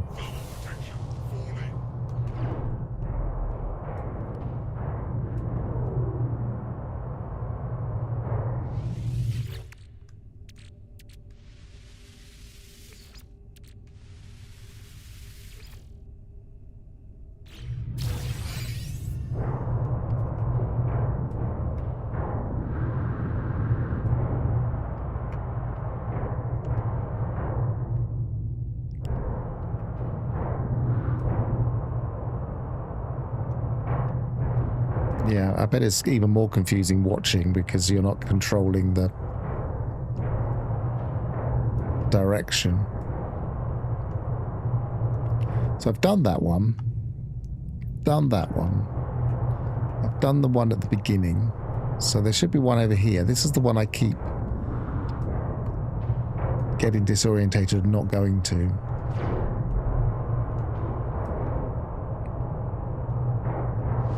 There are four cargo pods per thing. It's just that the scanner, although you can use the scanner, the range is a little bit restricted because the scale is so large. Can't show them now because we've already done them. So there's 4 per crash, whereas obviously on a planet there would be 6 per crash. So if we went up here and had a plan view,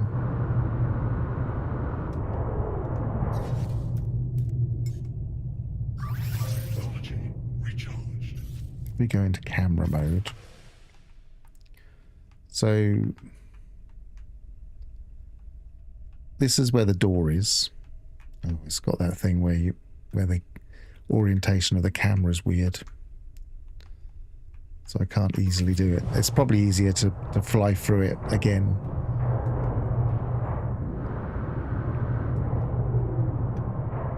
So if you start from the door,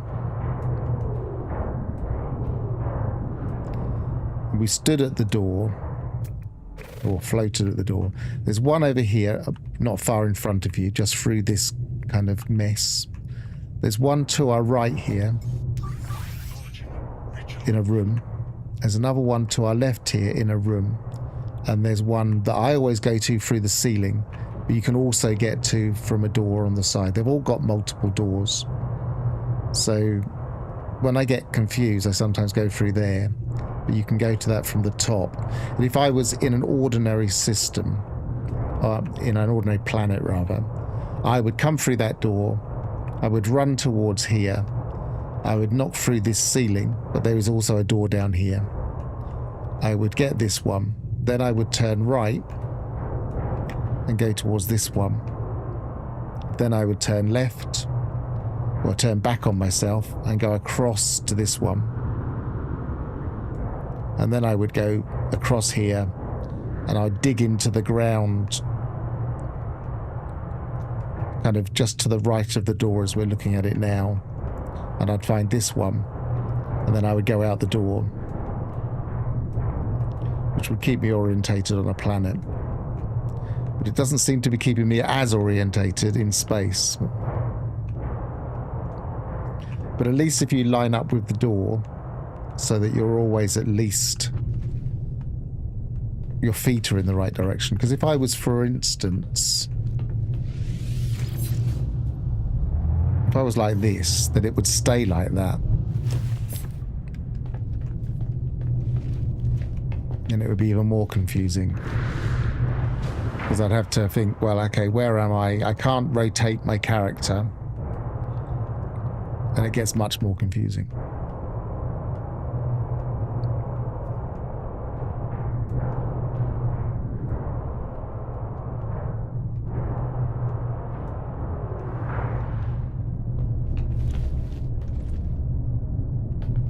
I would say one in the middle, one on the right, and two on the left as you're looking at it from the door. That's the way I would see it. Oops. What am I doing? Not paying attention to what I'm up to. Just kind of on autopilot pressing buttons. Right, so we've demonstrated that we can use this. Now, let's have a look at that Paradise planet while we're here. Or Paradise Moon, because it looked quite promising. I think it was that one. Just double check on the map.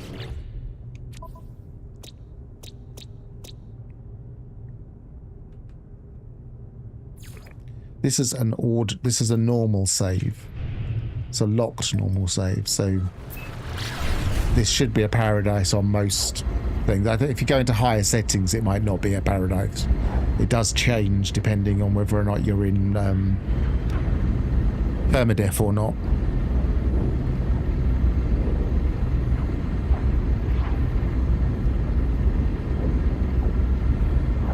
Or if you're in survival mode.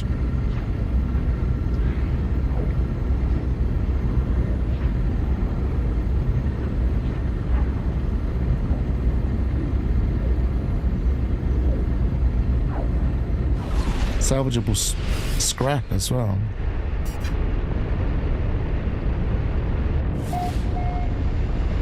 The moon that keeps on giving. So yeah, it's a abandoned paradise, so it's one of these really, really bright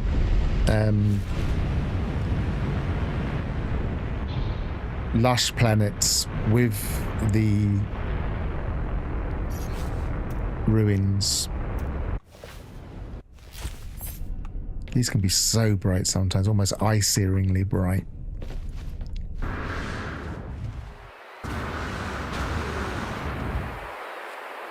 The sky's not blue.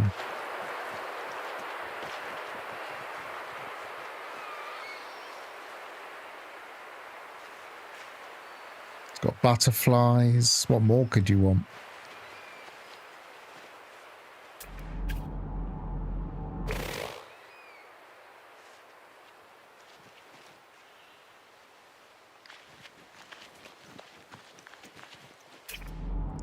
So salvageable scrap.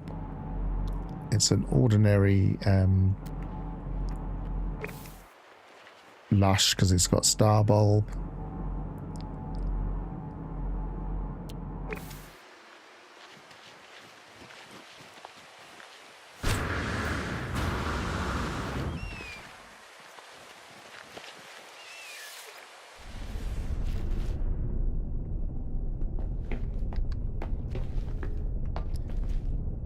Yeah, if you have criteria, like for instance you want floating islands, it becomes a lot rarer. What's that?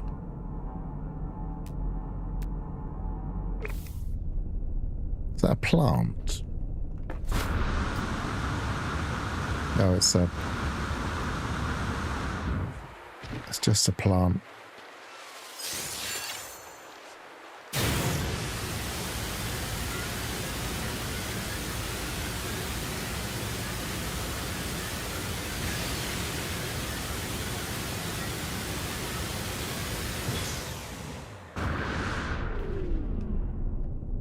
Nice huge planet above me. Quite a nice planet. Again, I've already provided the glyphs, but for this specific planet, there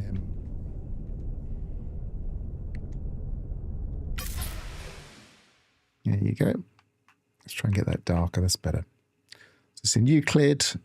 This is where we can get a reliable spawn for the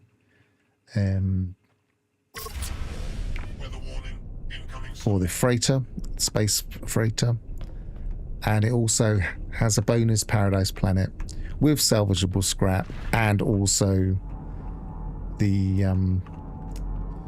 ruins.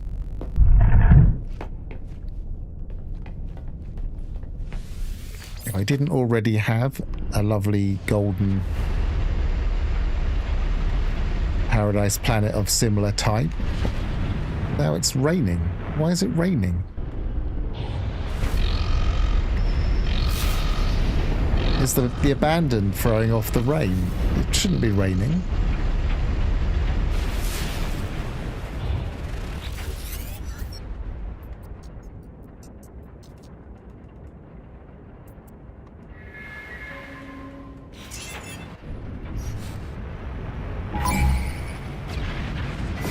Well, I might have to report this planet because paradise shouldn't be raining.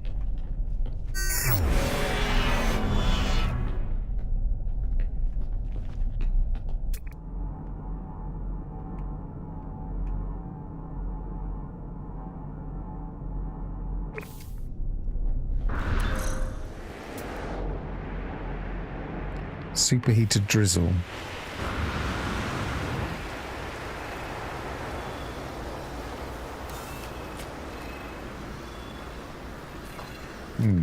Now that shouldn't be happening.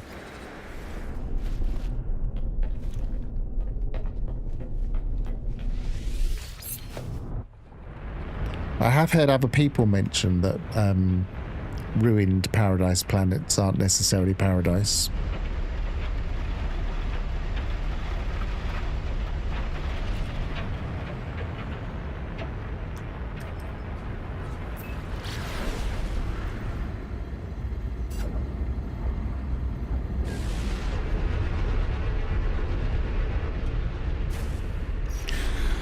So, I mean, we've pretty much demonstrated this now, so I think we maybe try and look for other systems.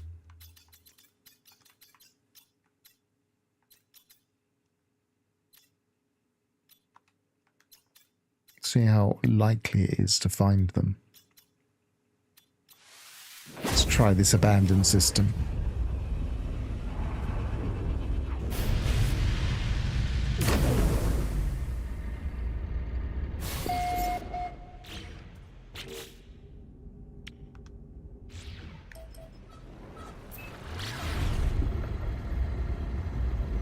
Well, I do think you'd probably have to search for a little while. I mean, I searched for about an hour or so to find an ideal one. 40 seconds being pretty good. There's some you can get that are even quicker than that.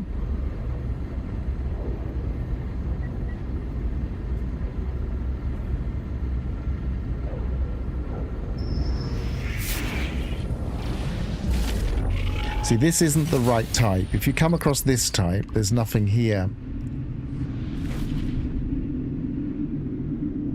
There are no containers. And this particular point of interest is used for pirate raids. So, for instance, if you're being asked to go and defeat pirates in a system, it will send you to one of these. So it's a different type of point of interest. Whereas the other one is more of a an ambush spot. Because if you shoot the cargo pods, then you'll get a spawn of pirates.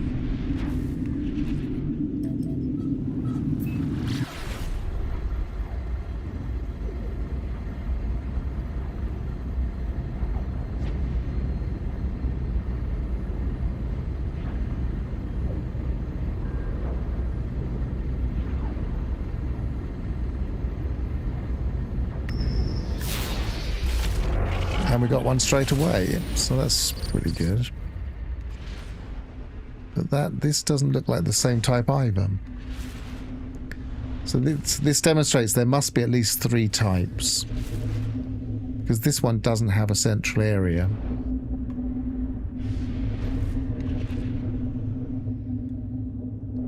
And again, probably doesn't have anything we can investigate.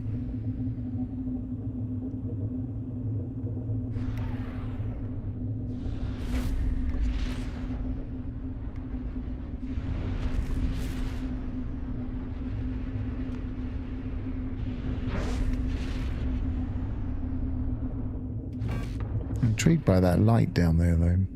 Nothing down there, is there?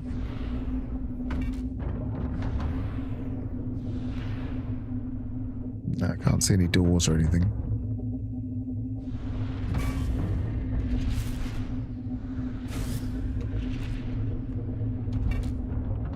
keep hitting the debris.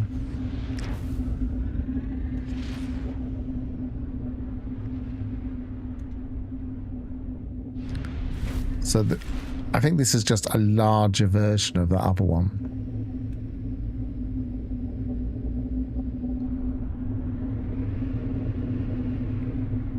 So theoretically, if we shoot this, we should get a pirate spawning in.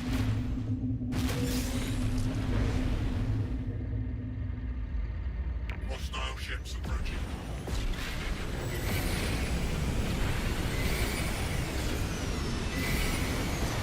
This isn't really the best ship to be fighting pirates. Actually, this gives me an opportunity to demonstrate something. The way that these squadrons work. If let's double check that they're still behind me, because they might have just all flown off already. I think they've all flown off already, to be honest. Have we got? Yeah, they're all pursuing something. If I switch targets and they line up with me, they'll go and attack that target. And if I then switch to another target,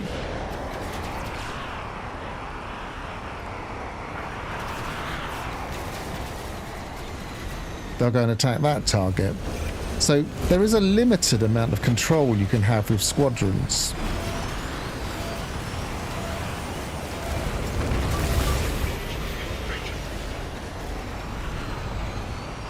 Unfortunately, it's not enough control. But what they'll do is they'll go and attack and then they'll swing back behind you like they've just done here. So if I now switch targets, one of them will peel off, theoretically. And go and attack that ship. Maybe more than one.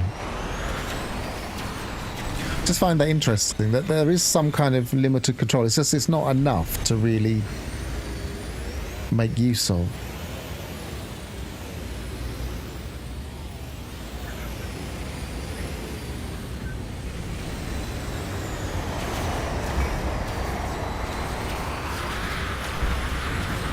Yes, I have played Free Space, and those controls would be nice.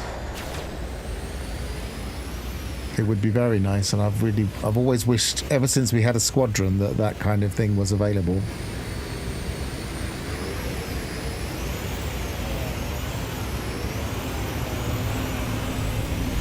Hi, by the way, to Tiavor, or yeah, probably Tiavor.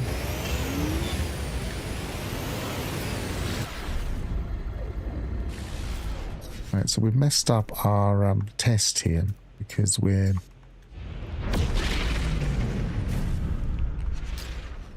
no longer within the first few seconds of coming into the system, so we need to reload.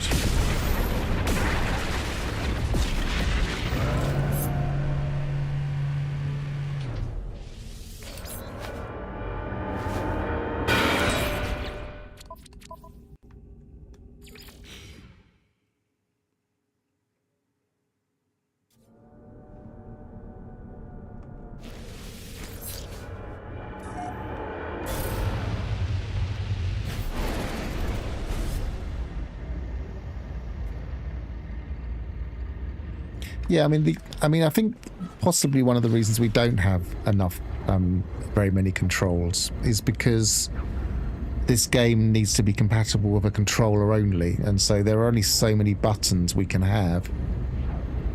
But it would be nice if we could have a bit more control, maybe some kind of shift control, say press A or triangle or whatever button, whatever controller type you have, and also a D-pad to control these things.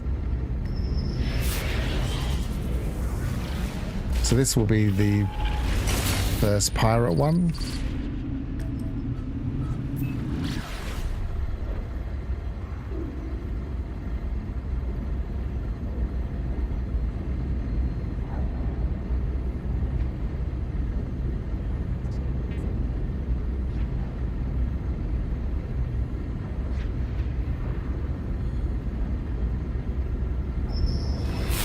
This is the second pirate one. I'm just intrigued to see if we have all three types. One in a row, that'd be quite nice. Because if we do have all three types, then I could make a quick guide that demonstrated how this all works. I could use the system to demonstrate how it worked for the other two anyway, but if we could all have all three in one, it would be really nice.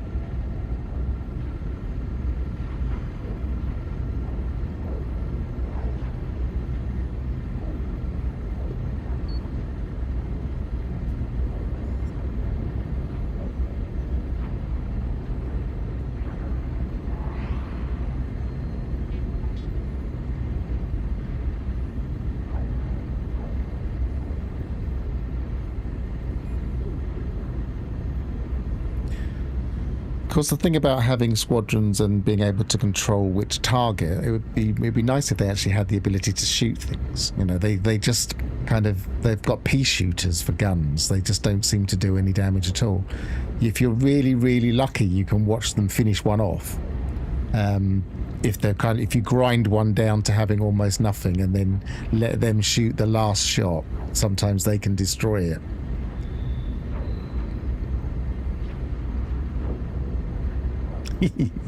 Well, I mean, obviously this game does kind of use quite a lot of the keyboard, but I play controller almost completely. I only occasionally switch to mouse and keyboard. I just feel like this game is geared to the controller. As soon as I bought this game and started playing it, I had to go and buy a controller because I felt like it wasn't fully geared to the mouse and keyboard. Everything about it just feels honed for the controller. Doesn't look like we're going to get another spawn here.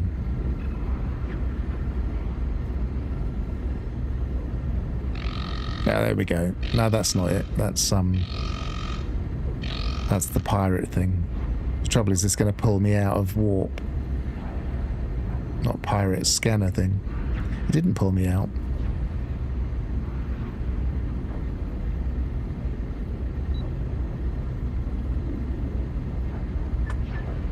It doesn't make any difference what ship they have, it seems, as far as anybody can tell.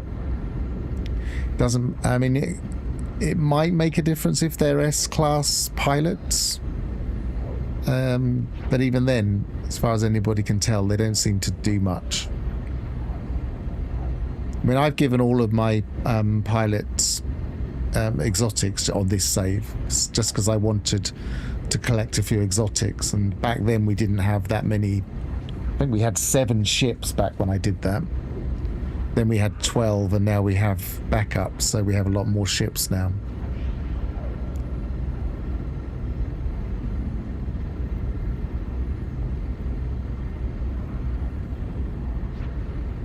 Not gonna get anything. It's taking forever. Oh well, for my own purposes, I will quickly take the glyphs.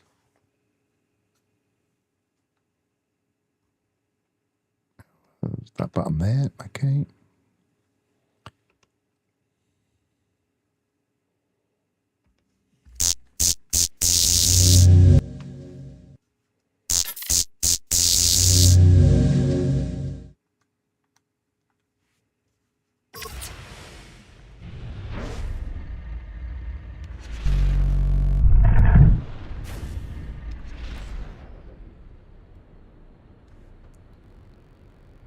Go small. That's better.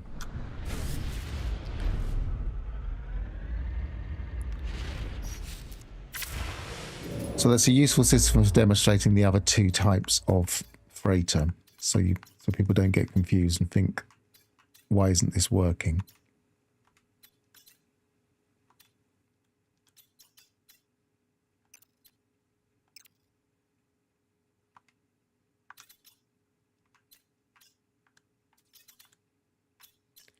Let's go back to Lifeform White. Go for another abandoned, not abandoned, uncharted. I don't think for every game controller is necessarily, but I know what you mean. PvP, kind of competitive mode gaming controllers are rubbish.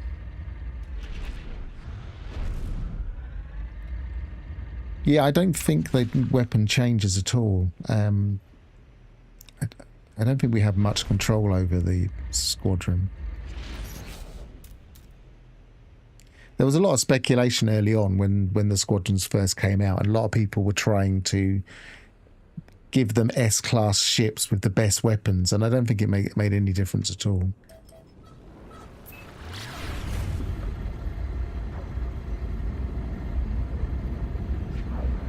Certainly, if it did make a difference, we'd see a lot more guides about it, so I'm pretty sure it didn't make a difference. And unless they expand the squadron system, as we say, to be similar to other games where you can actually control them and tell them to attack a target or stay as wingmen to defend your back, if you could do those kinds of things, then they'd be worth having, and they'd be worth upgrading and having a deeper system for. But unless we've got that kind of control, then I don't really see much point in squadrons. I hardly ever use them.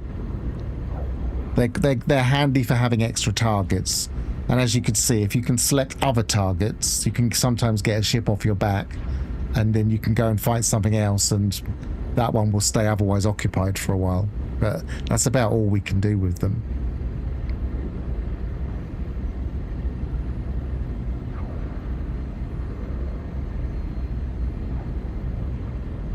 Yeah, it is. Combat isn't a priority. I think they're always of the mind that they want to keep it the 12 certificate as well. So they don't want anything too war game like.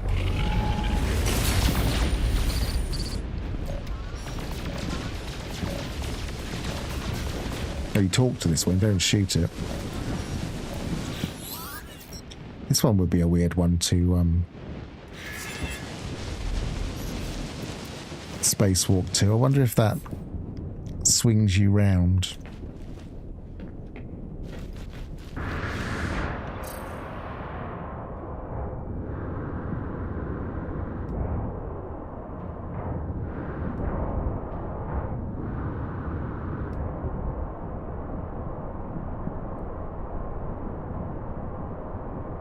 Almost like little cubes on the... or little hypercubes.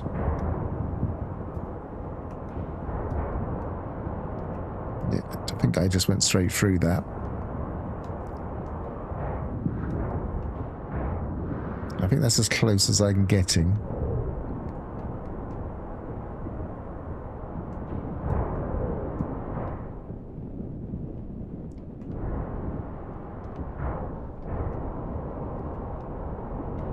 This is very disorientating. It feels like I'm on a crazy space Wurlitzer or something. Or an octopus. As in the fairground ride.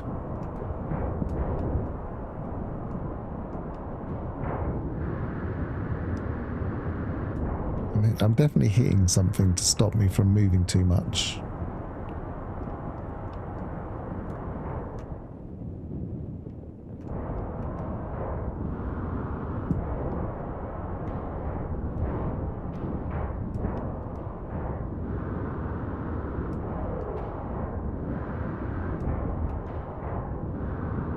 Well, we have visited the stellar intelligence and touched its mind.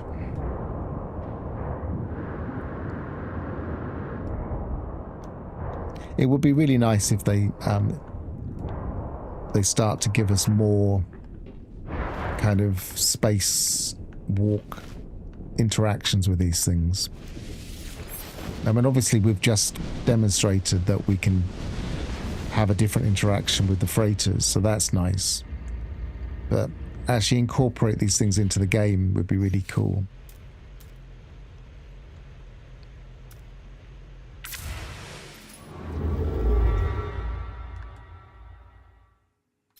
Again, it stayed on the other filter, and I don't know why it's doing that.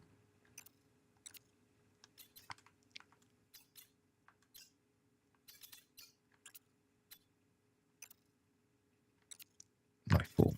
So lifeform white means it's not charted at all.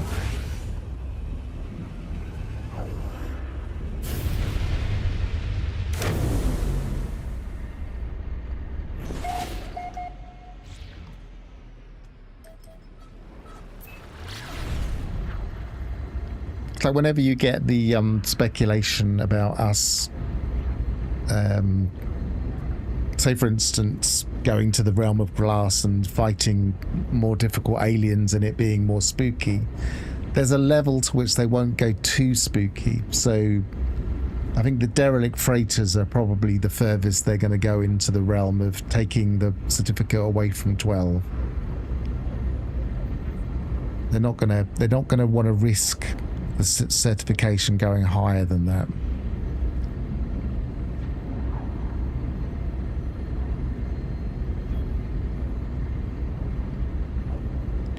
But then I don't really know what other games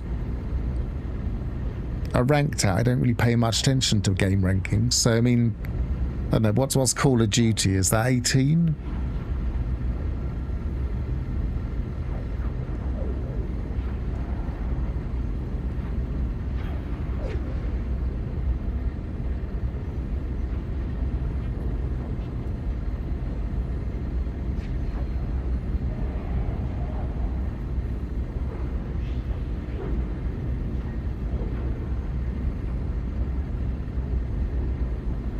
I think you can check it in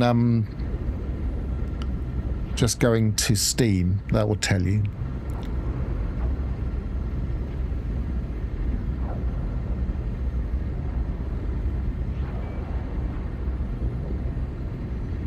Or theoretically anywhere where you can buy it. Any of the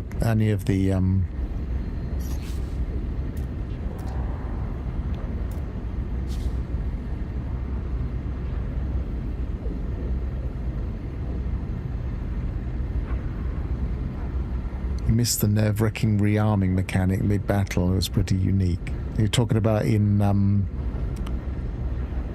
thingy. What were we talking about? Were we talking about Free Space or? I can't remember which game we're talking about now.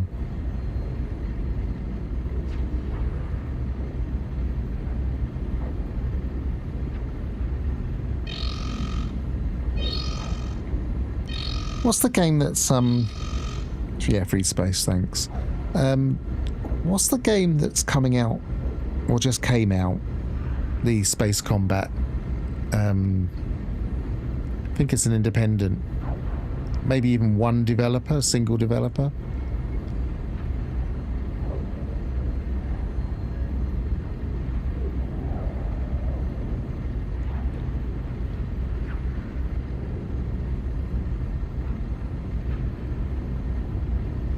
Not getting anything here.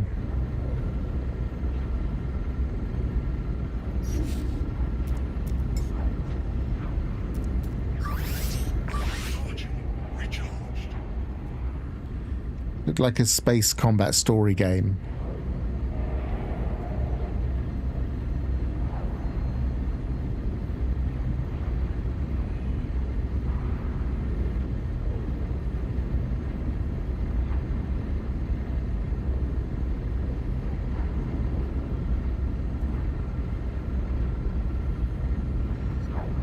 Jump space? Maybe? I don't know if that's... I think we're talking a bit more recent.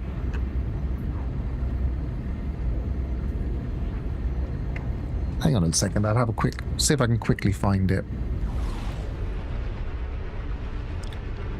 Just going to... I don't think I've got a browser up on the screens.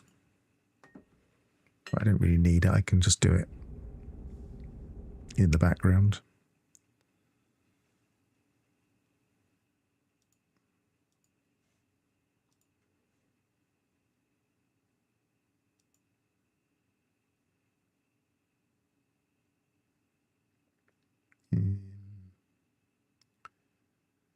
Just look at my YouTube history as well, I think probably saw it.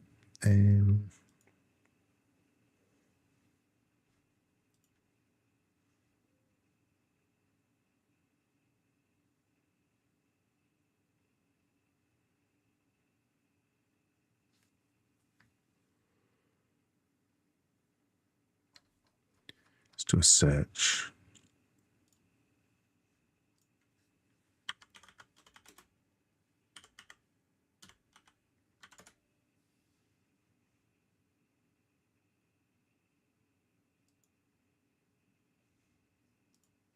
It's an obsidian ant thing I was watching.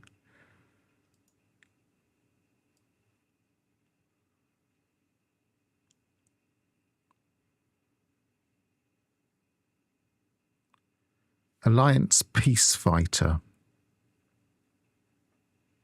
is possibly the one.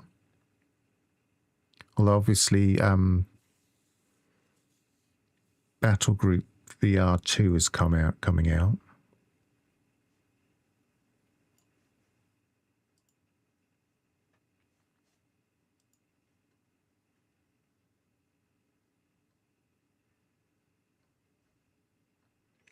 Possibly that one. I'd have to look it up to double check if it was the game.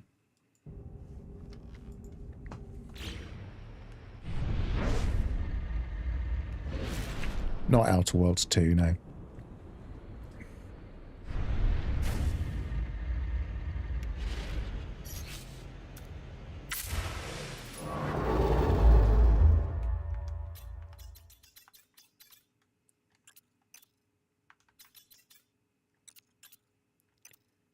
Right, let's try just a couple more and then we'll possibly call it.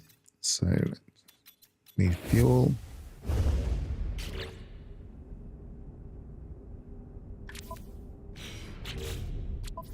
What am I doing? Starship. Fuel. I could have done this with the quick menu. I don't know why I do it that way.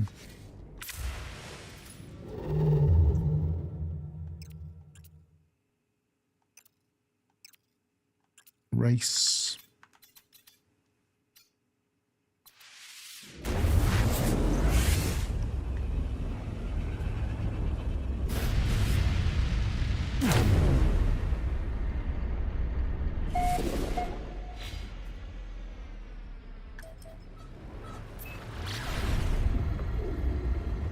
Yeah, I'll look into it and see if it's worth looking at.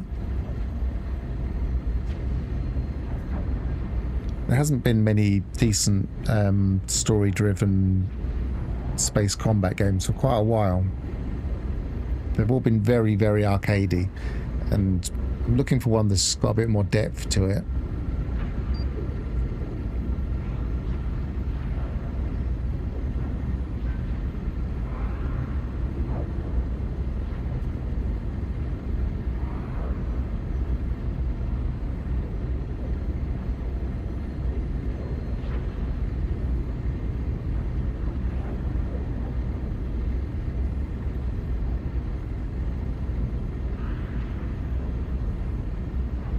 Thing is, nowadays they do seem to stay broadly arcadey to appeal to the maximum number of people.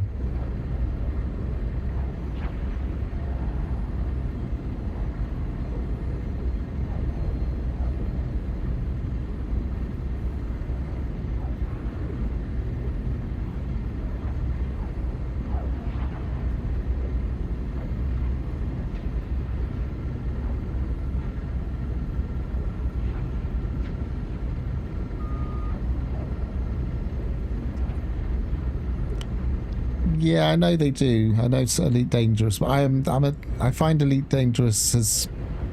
I mean, a friend of mine used to swear by Elite Dangerous. He played it a lot. He's completely abandoned it now in favour of Star Citizen.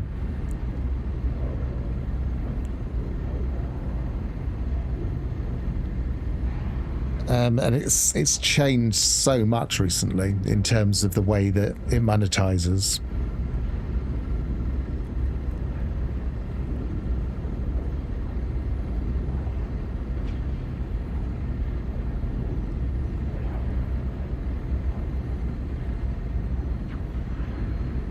I've never actually tried it. I mean, I know that like at least once a year it kind of gets knocked down to about £7 or something. Yeah, Star Citizen is very polarizing. So polarizing, I'm reluctant to give my opinion on the topic.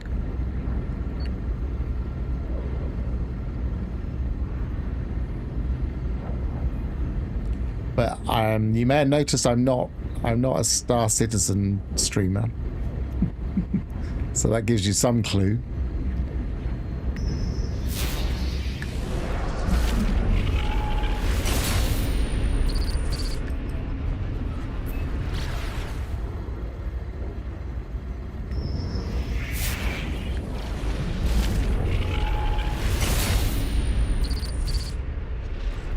That's interesting. So that's a system with two different types.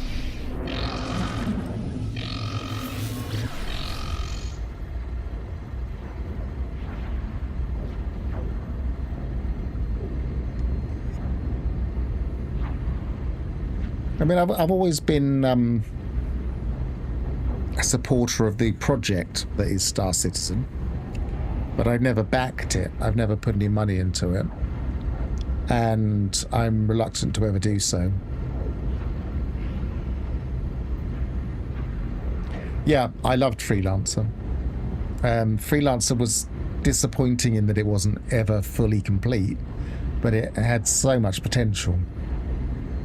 And I played as one of those games with a story that I played the whole story all the way through relatively quickly, and then kind of there wasn't much point to continue playing it, really. It's like that took me through everything I needed for that game, so it's a bit disappointing in that respect that it didn't have the longevity or the replayableness as far as I was concerned.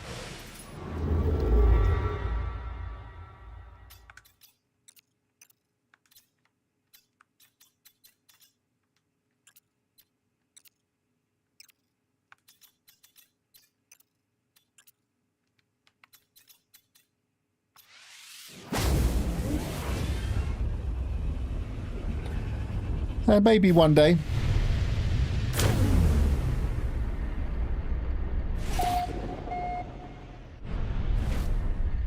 And then, of course, there's always Squadron 42. That would promise to be a little bit more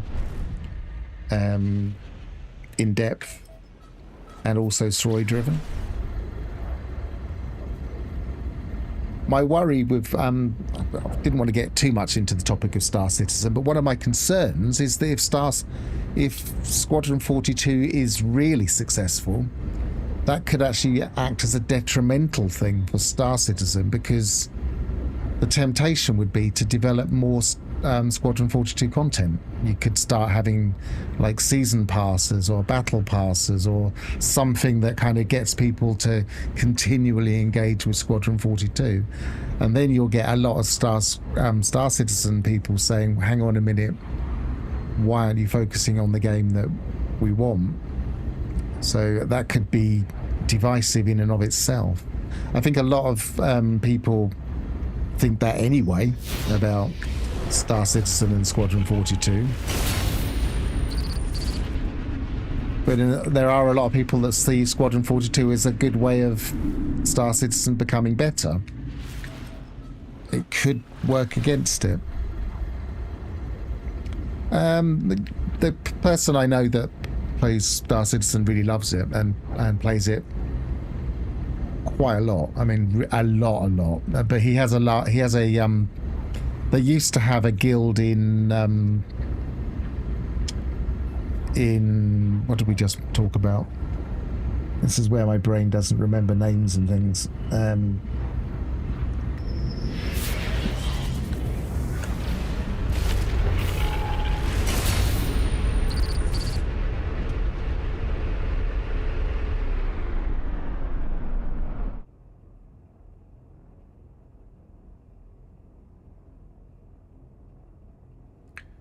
What was it you just mentioned? Elite Dangerous. They used to have a guild in Elite Dangerous, and they all moved over to Star Citizen. So I feel like if you've got a group of friends playing, you're going to be able to get more mileage out of it.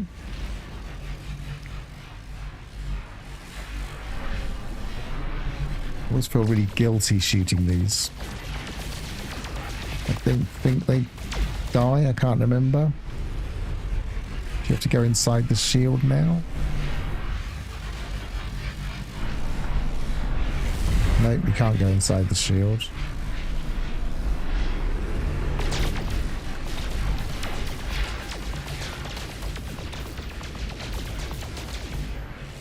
Alright, it doesn't look like it's going to take any damage. Let's actually get close up to it and see what it looks like close up.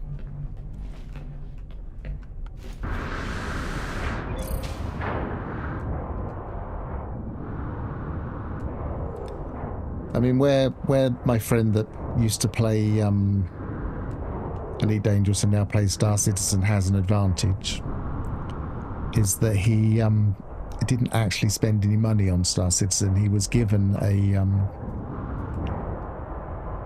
quite a good package as a gift. So that's going to colour your opinions, I think, if you haven't spent any money on it.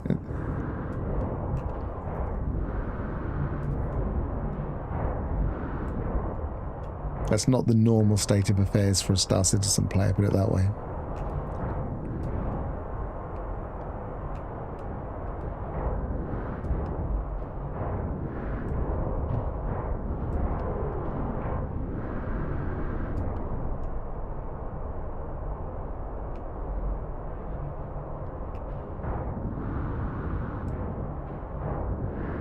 These things do have hidden detail, don't they?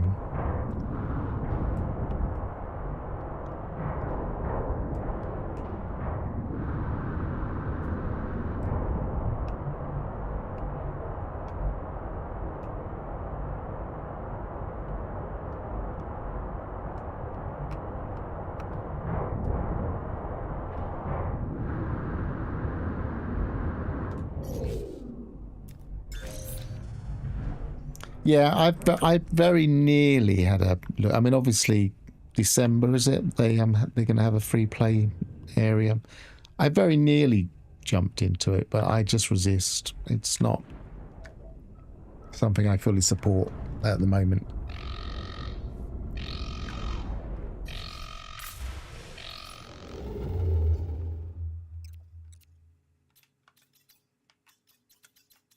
I have my concerns about Star Citizen, put it that way.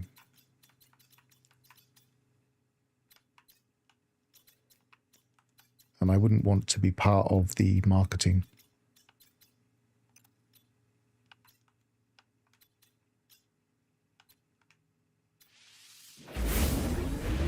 And I'm not the type of person that says it's a big scam. I have my concerns that it may never really achieve what they want to achieve.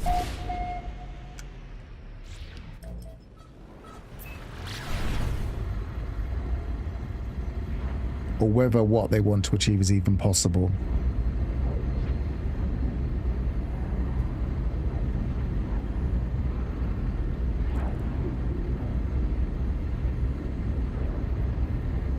And besides, they keep releasing stuff for this. I have less and less need to find another game. This slowly gets deeper and deeper. If they added a bit more depth to combat, without breaking into that higher than 12, this could be the perfect game. It already is pretty much my perfect game.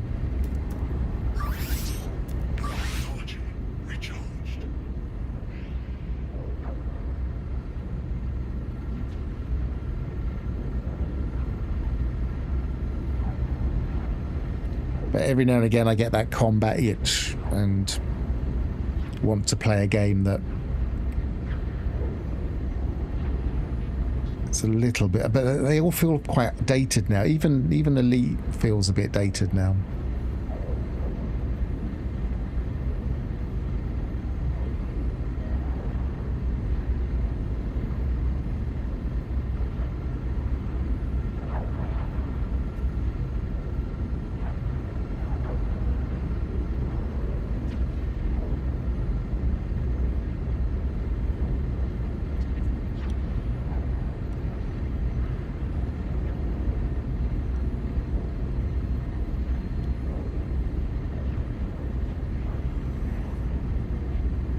I mean, I'm an original Elite player. Back in the days of home computers being new, like BBC Micro Elite. I didn't play on the BBC Micro, I played it on the Atari ST, but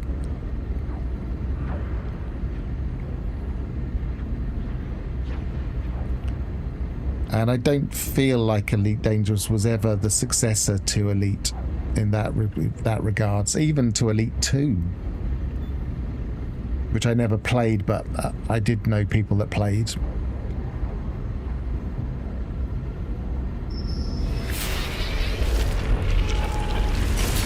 Getting a bit more variety in this one. I've already explored this one on foot though.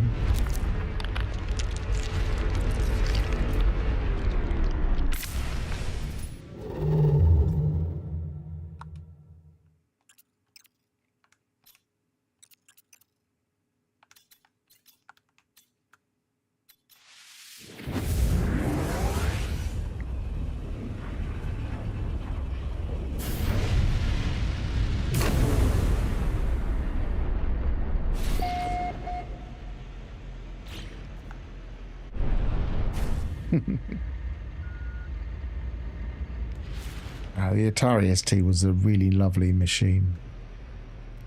Took me through university when the only alternatives were the VAXs that we had at university,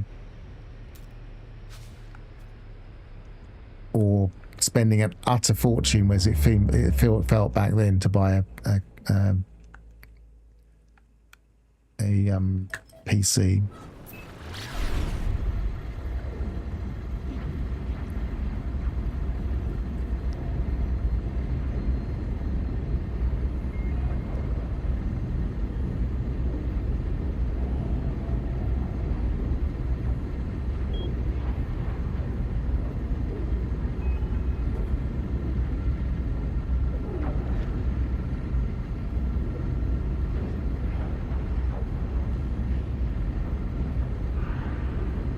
But my introduction to gaming would have been the ZX81. There weren't many games for the ZX81.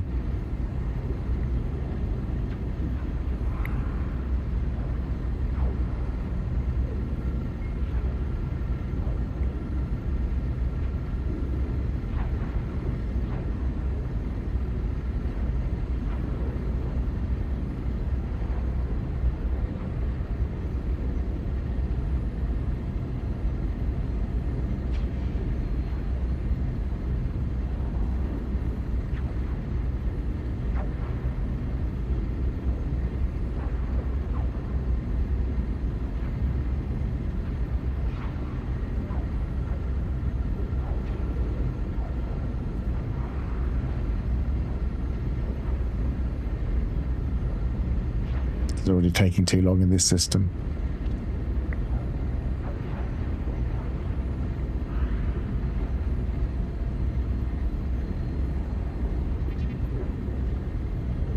Trying to decide if I like this purple or not.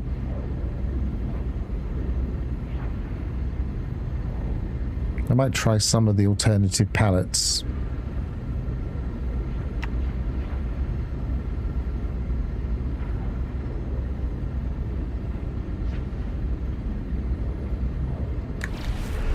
Nope. One more system. Don't want to spend too long in one system. Life form.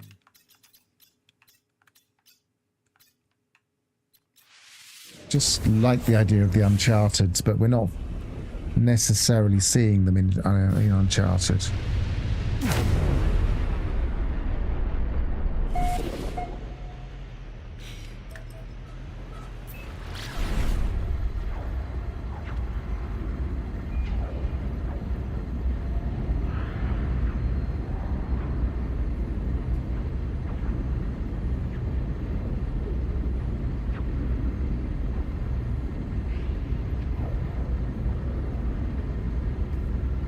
My biggest frustration with the combat in this game was that the way that they kind of nerfed the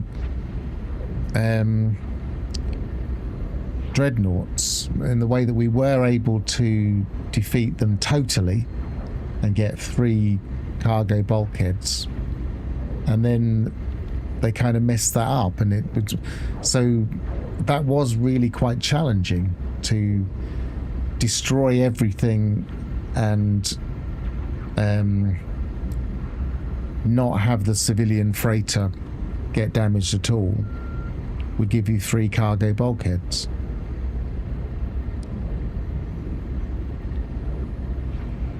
But I don't know what they did, but they messed it up. It doesn't work anymore. Which means that there's no challenge, because you used to have to defend against every single torpedo to make sure that happened.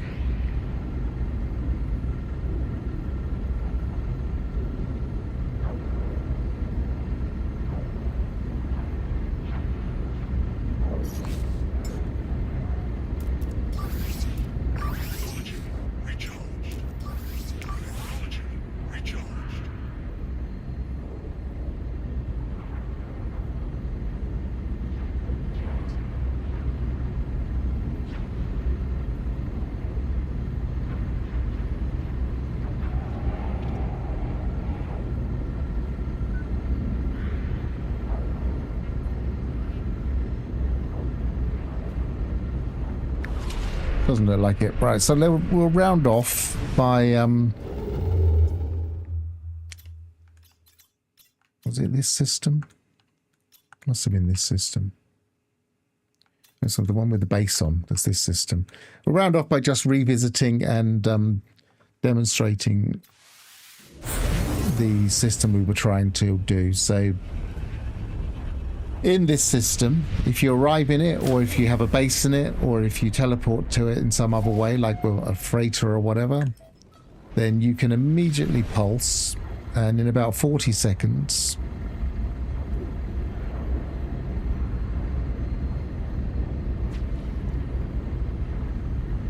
we will get the freighter.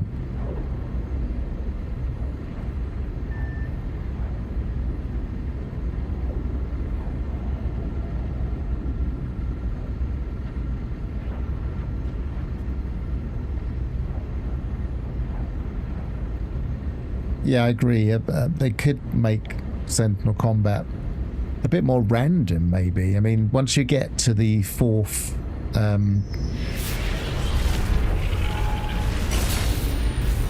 once you get to the fourth one, if you're... because they do use... what's the word I'm looking for? They do use scaling. So if you're at a higher scale, they could make it a bit more random and a little bit more challenging by adding different opponents. So after 40 seconds, you will get this freighter. And we can spacewalk in this to this freighter.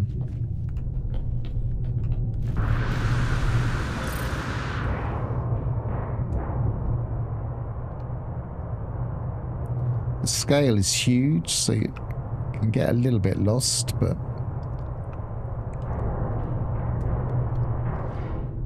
we get the containers as we do on planets.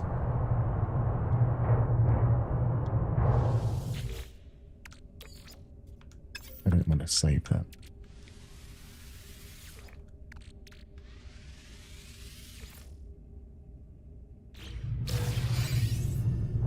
And we can reliably, once we've claimed all of 4 of these, there's only 4 containers. There's one here, 1, 2, and let's get back to the door. There's the door over there. So there's none outside the freighter, but if you come in through the door, there's one immediately in front of you over there somewhere. There's one off to the right over there somewhere. There's one off to the left over there. And then there's one under here. You can scan for them if you're close enough. Which I usually go through the roof.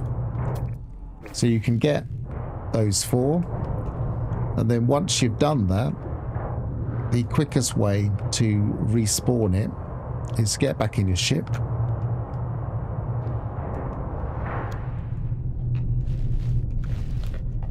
Jump in and out of your cockpit.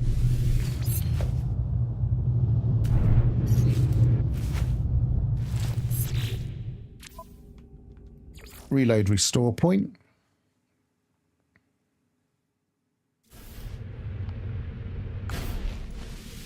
And do it again. And another 40 seconds, theoretically. Can sometimes change if you do this, but...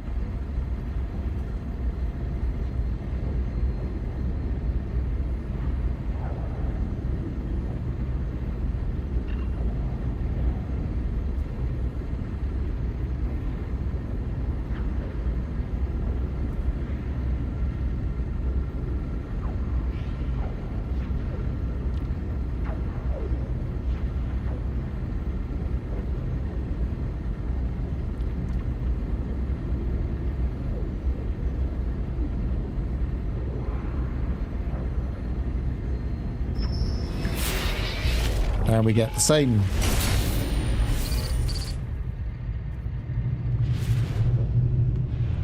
ship, same color, same layout. They'll always be the same layout regardless, whichever system you find them in.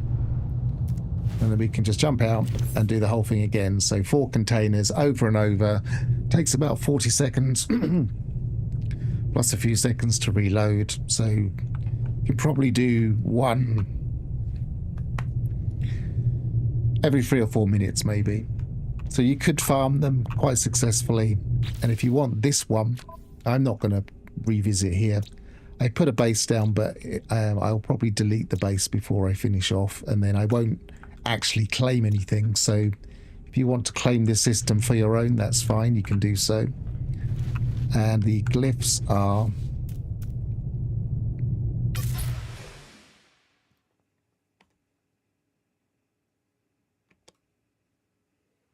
on the screen now. So I've been Pharaoh. Travel well, and goodbye for now. Just leave the glyphs there for a second.